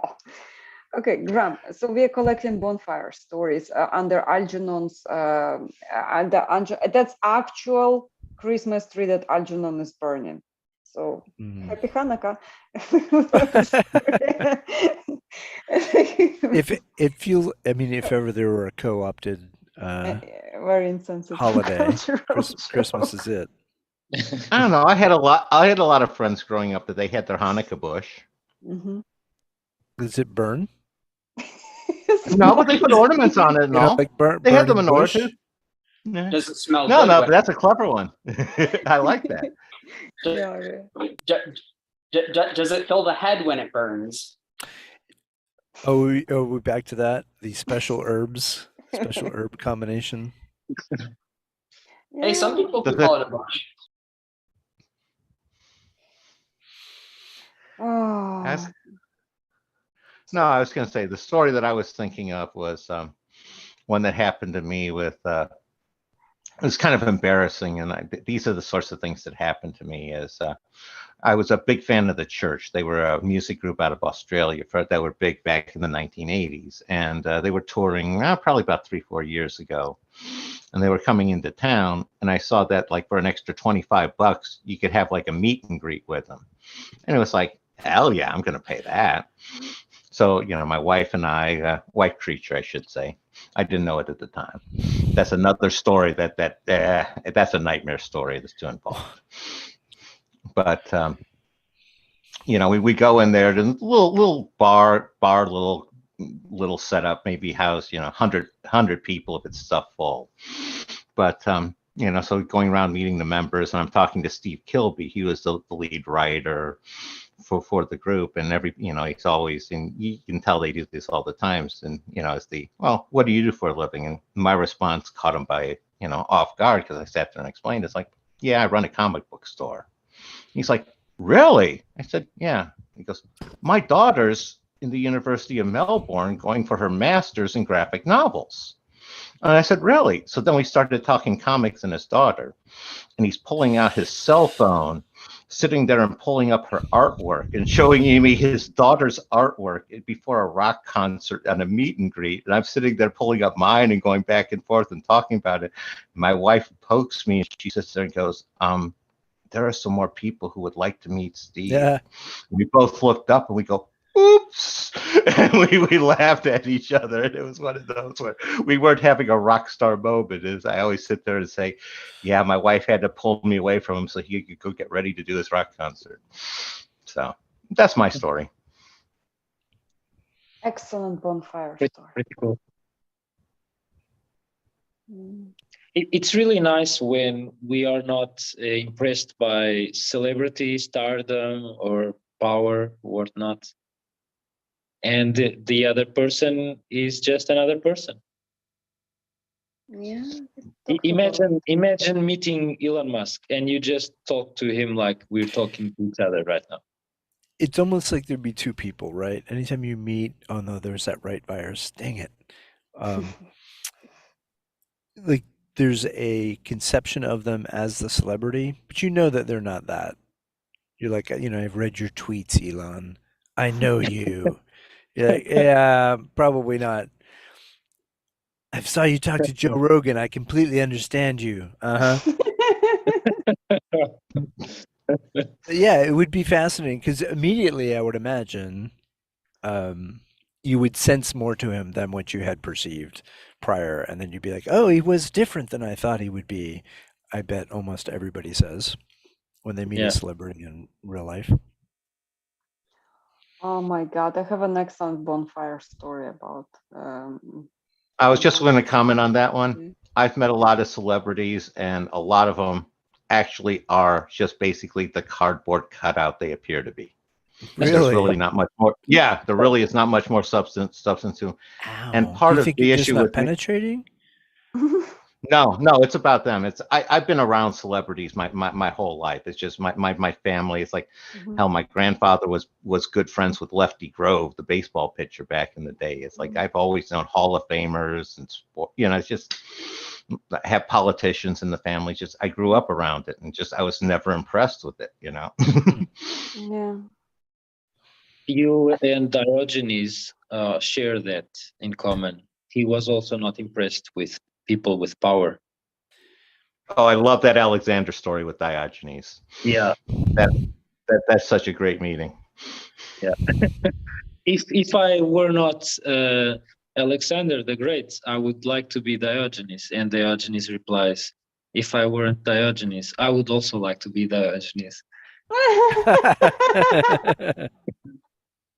I was going to say, It's and then they laughed and probably went off drinking, I'm sure, because Alexander pretty much always went drinking at night. Drinking Yeah. and making children.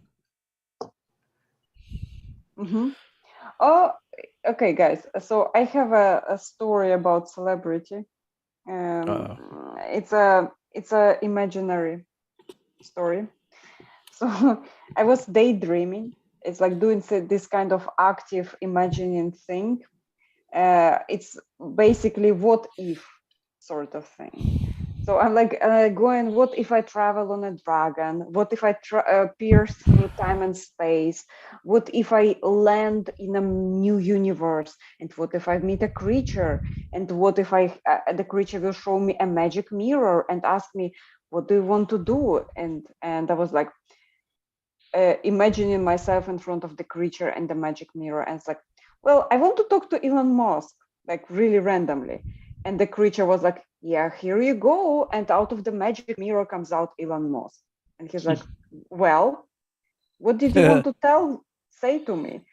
And I'm like, in my own imagination, having like, I kind of have nothing. I just wanted to meet you. And he's like, okay, you met me. And so what? And I was like, oh my God, I have nothing. I can actually say nothing, like literally, there is nothing I can offer. There is nothing I can say. And like I was like, oh, the end of the dream. And so I'm snapping out with this basic idea of inadequacy, in a sense that like even when I meet Elon Musk, even if I will act as if he's a normal human being, he's actually, there is a thing, why him? And what do I have to tell him? And there is nothing. And like that realization was strong. Yeah? You've must had the opportunity. Oh, sorry. Go ahead. you must study more the cynics, so you know how to deal with people with power. Okay. Yeah, Algernon, I had the opportunity. Now that you've thought, you had this dream and you had this opportunity to think about it, right?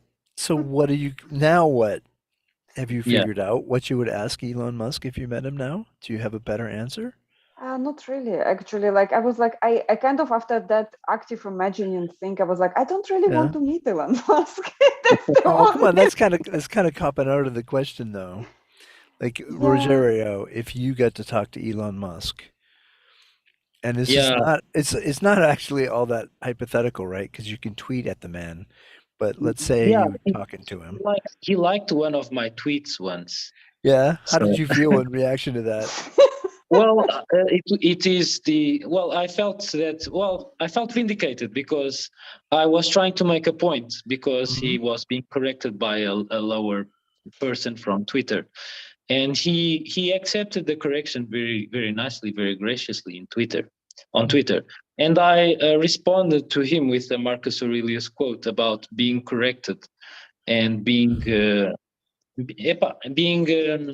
okay with it, accepting the correction when it makes sense, and just go, not making a fuss of being corrected, even if the person correcting is way lower down.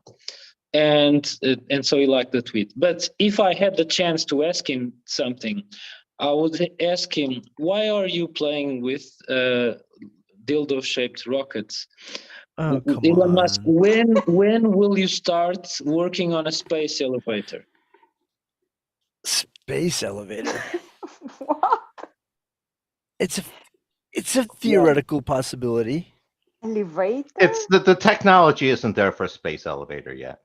That he'd be throwing his money away. But I bet he's looked at it. that's the problem. That's the problem. The technology isn't yet there because I think people are not pulling in that direction. Well, there's your question for him then. You could say, Elon, what technology is not available for space elevators? I'm sure you've thought about this. Please let us know. Yeah, And then he could tell you about some carbon fiber thingy. Yeah, exactly. He would Yeah, no, probably that's the answer. You don't have fibers with enough tensile strength tensile strength to weight ratio. Yeah. Besides, You need now you developments can and fling rockets. made of materials. Yeah, you would need something like a diamond, the size of the height from sea level to orbit. You're right. You're going to have to do it off a ship. Exactly. Yeah. Here's a question that I might ask him. Be something like, if and when we end up going to Mars, or even getting a sizable colony of humans that are not on Earth, like maybe at a space station or something, what do you think the impact on humanity will be when it first has to refer to itself in pieces? Like, it's not going to be just humans. It's not going to be just us. It's always going to have to be the people on Mars, or the people on the station, and the people on Earth. And the way we do tribal stuff, we will immediately, I mean, sci-fi has been all over this territory, but it's a little bit different when you think, like, we're actually going to probably in the next whatever period going to experience that. We have that division where there'll be multiple globs of humanity. And I think there's a somewhat fundamental shift that will go on even in our thinking when it's not just all of us in one spot. I was going to say, if you've never seen The Expanse, I love that They show. talk in there. I haven't seen it. Yeah, it's excellent. They're actually people on Earth, Mars, and there is also people on the rings. So what do you think will be our actual world's response to that? Do you think? They call them Martians. Yeah, my speculation would be there's going to be too much change before that point in time. It's too many variables. My question for Elon, though, would be basically, why should I be impressed or, give him any sort of extra credit for his wealth and his accomplishments, since he's basically built them off of sponging off the government, as opposed to previous people who built wealth where they invested their own and other people's money and didn't do it off of the taxpayer's dollar? That's what I would want to ask Elon. If I were Elon, I would answer that and say, I'm not seeking anything from you. Adoration or anything else. Spoiler alert. Well, no, I wasn't saying he was. I asked him why I should. I was asking about his opinion. Right. Well, you're like, why should I? What was it? I'm sorry. If he doesn't want to, if that would be basically just why did you? My response to that one is, that's just a shitty answer. Why did you ask me to ask the question if you weren't actually going to answer the question I asked? No, but like you had framed it as like he's built a business off of something else. Why should you respect him for that? I'm an economist. I specified the way that he built his money, the way he built his money versus the way that other people. That was the question I want to ask because you're an economist. Wasn't he kind of SpaceX is kind of a big asset for the USA? They did a lot of Well- services for the U.S. Army. You not just also for have NASA. to look. You have to remember the billions and billions of dollars that he wasted on Solar City, and there's a lot of it that he has just sucked billions and billions off of the government, and they've written off those loans. Those have just been wastes of evaporated taxpayer dollars. And that's my point: is he has his money based off of the fact he was able to open up a government spigot and suck off of the government teat, as opposed to, say, the Fords or the Gates, where they built a better product and they had to prove it in the marketplace, and they built their Better empire off of product? profit. Have you What, do used you not- Windows? Well, Guys, Windows is- is better than DOS. Do you know All how right. I was going Well, to? it stole that one, no, but yeah. guys, One hold at on a a time. second. Come on. I'm thinking about something. Okay. So the knowledge part, I feel like in order to ask a person a question, I have to know a person. The information Graham possesses, I do not possess that information. I just like it seems really probable, but I do not know for sure. And I was just imagining, what if instead of Elon, like there was actually in my imagine scenario, there was somebody who isn't famous but whom I know, and just like haven't seen in a long time.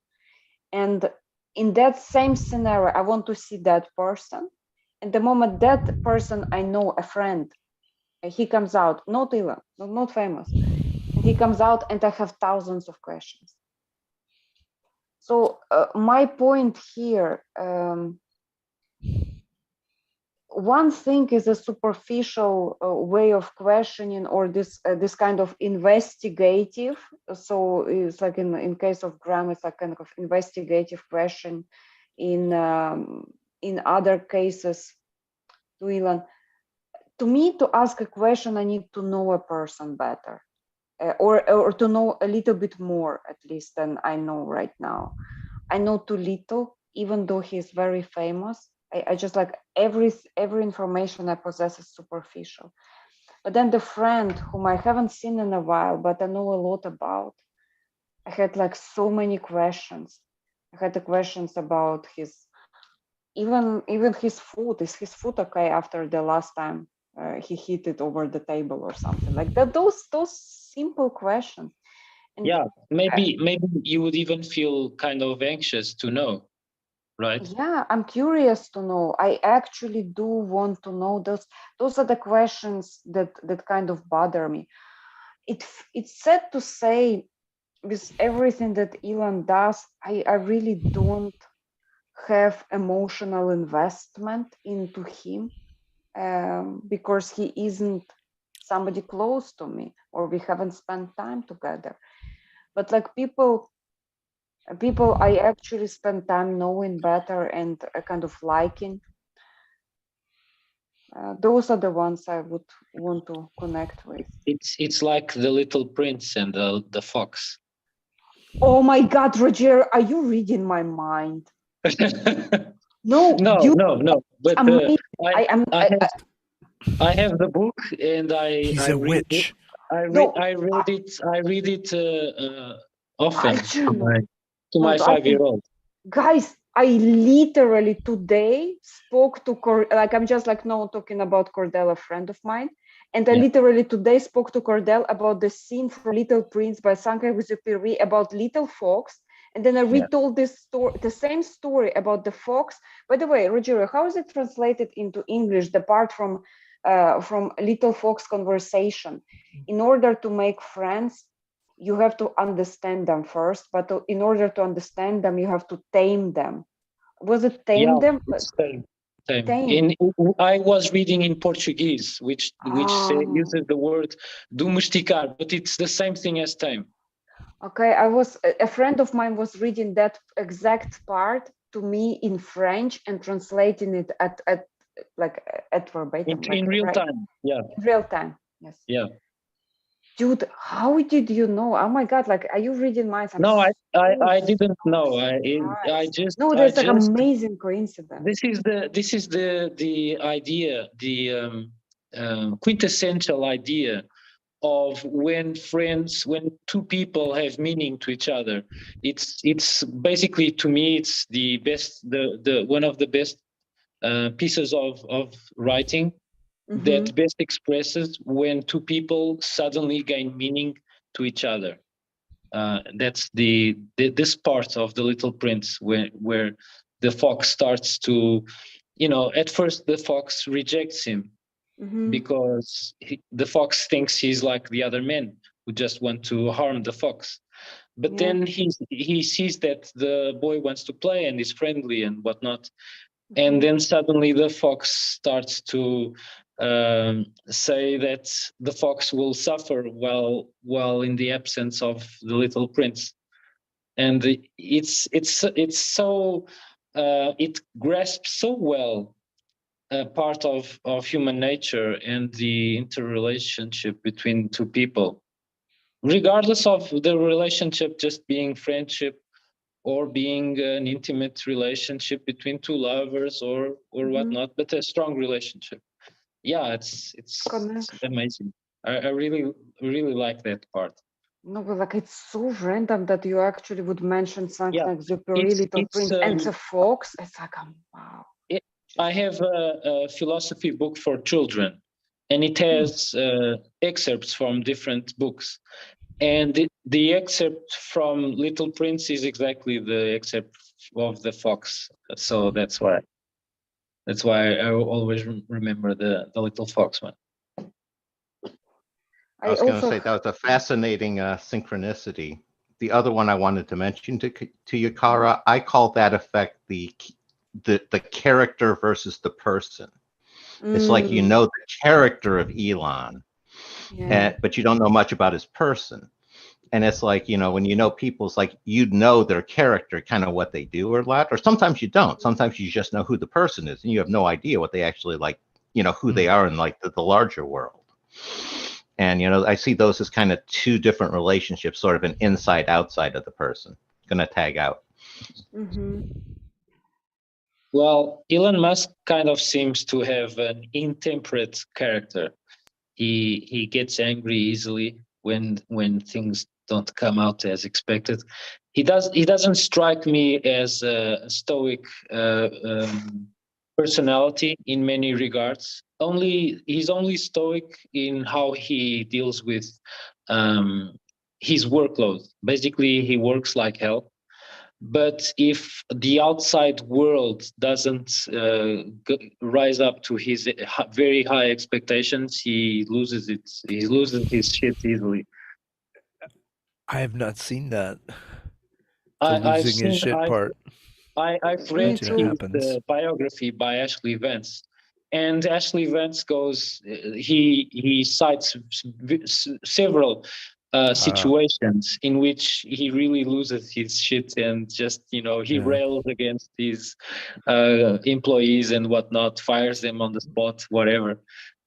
It's kind of like Steve Jobs #2. I was just gonna say, yeah. When I read some books on Steve Jobs, and from what I had heard, I was in that industry, but not at Apple. But I had coworkers who were at Apple, and it was like working alongside genius, but not anybody you'd really want to work alongside. With Jobs, like super demanding, super arrogant, super whatever. And I don't know how much of that is Elon, but with Steve Jobs, it was not like, it was very common knowledge. It wasn't anything. It was not talked about. People would openly talk about how acerbic he was and difficult to work with, etc. But he got so much from people by being an ass. There's this ancient Roman emperor that I really think is similar to Elon Musk and Steve Jobs. He was called Hadrian, and this guy he would get angry easily, and he would vent out on slaves and people around him and whatnot. once in a bout of anger, he poked a metal rod in the eye of a slave, and then when he came to his senses, he asked the slave what he could do to the slave. The slave just replied, "Well, I wanted my eye back, but you cannot even do that, even though you're the emperor." It's a dangerous Oh, thing to that's say. horrible. Yeah. Are you I- saying that Elon Musk puts out his? Never mind. I probably need to get going soon, but it was great talking with everyone. Yeah, you too. Thank you for showing up, Ariel. Thank you for the story.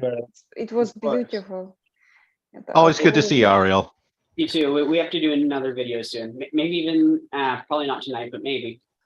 some- Oh, we can fit one over the weekend. I was going to say, I got. We'll touch base later. Just touch base and let me know. All right, cool. Take care, everyone. Bye. Take care. Bye. Bye. I like that that story. It's like it's funny how the slave already didn't care anymore. He was like, well, since you took my eye out, Yeah. Roden, metal That's rod, that's horrible. And I think that Marcus Aurelius was a young boy, and he was already living in Hadrian's house, and he witnessed what a narcissistic, egomaniacal, megalomaniac personality does when it has power. And well, Marcus Aurelius also got the same power, but he went against the saying, that power corrupts and absolute power corrupts absolutely. He clearly was not corrupted by power, and So he learned from mistakes of the other dude. I was going to say, to a certain extent, wasn't Marcus Aurelius kind of taught differently too, because he was kind of raised almost from childhood to be emperor, because that was part of the agreement for. But so was his son Commodus, and Commodus turned out nothing like Marcus Aurelius. They even say that his character in the film Gladiator is a far cry to the narcissism and egomaniacal personality that the historical Commodus was. And you brought up a big one, the historical Commodus.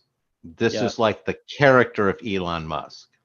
That doesn't necessarily reflect the real Commodus, or in a lot of these cases, what they actually did. Because I'm doing a reconstruction from that era, and one of the things I question is how much the historical record is for the actual events for some of the people who had the Damnatia Memoria put on them, like Nero and Domitian and Commodus. Sorry, How much?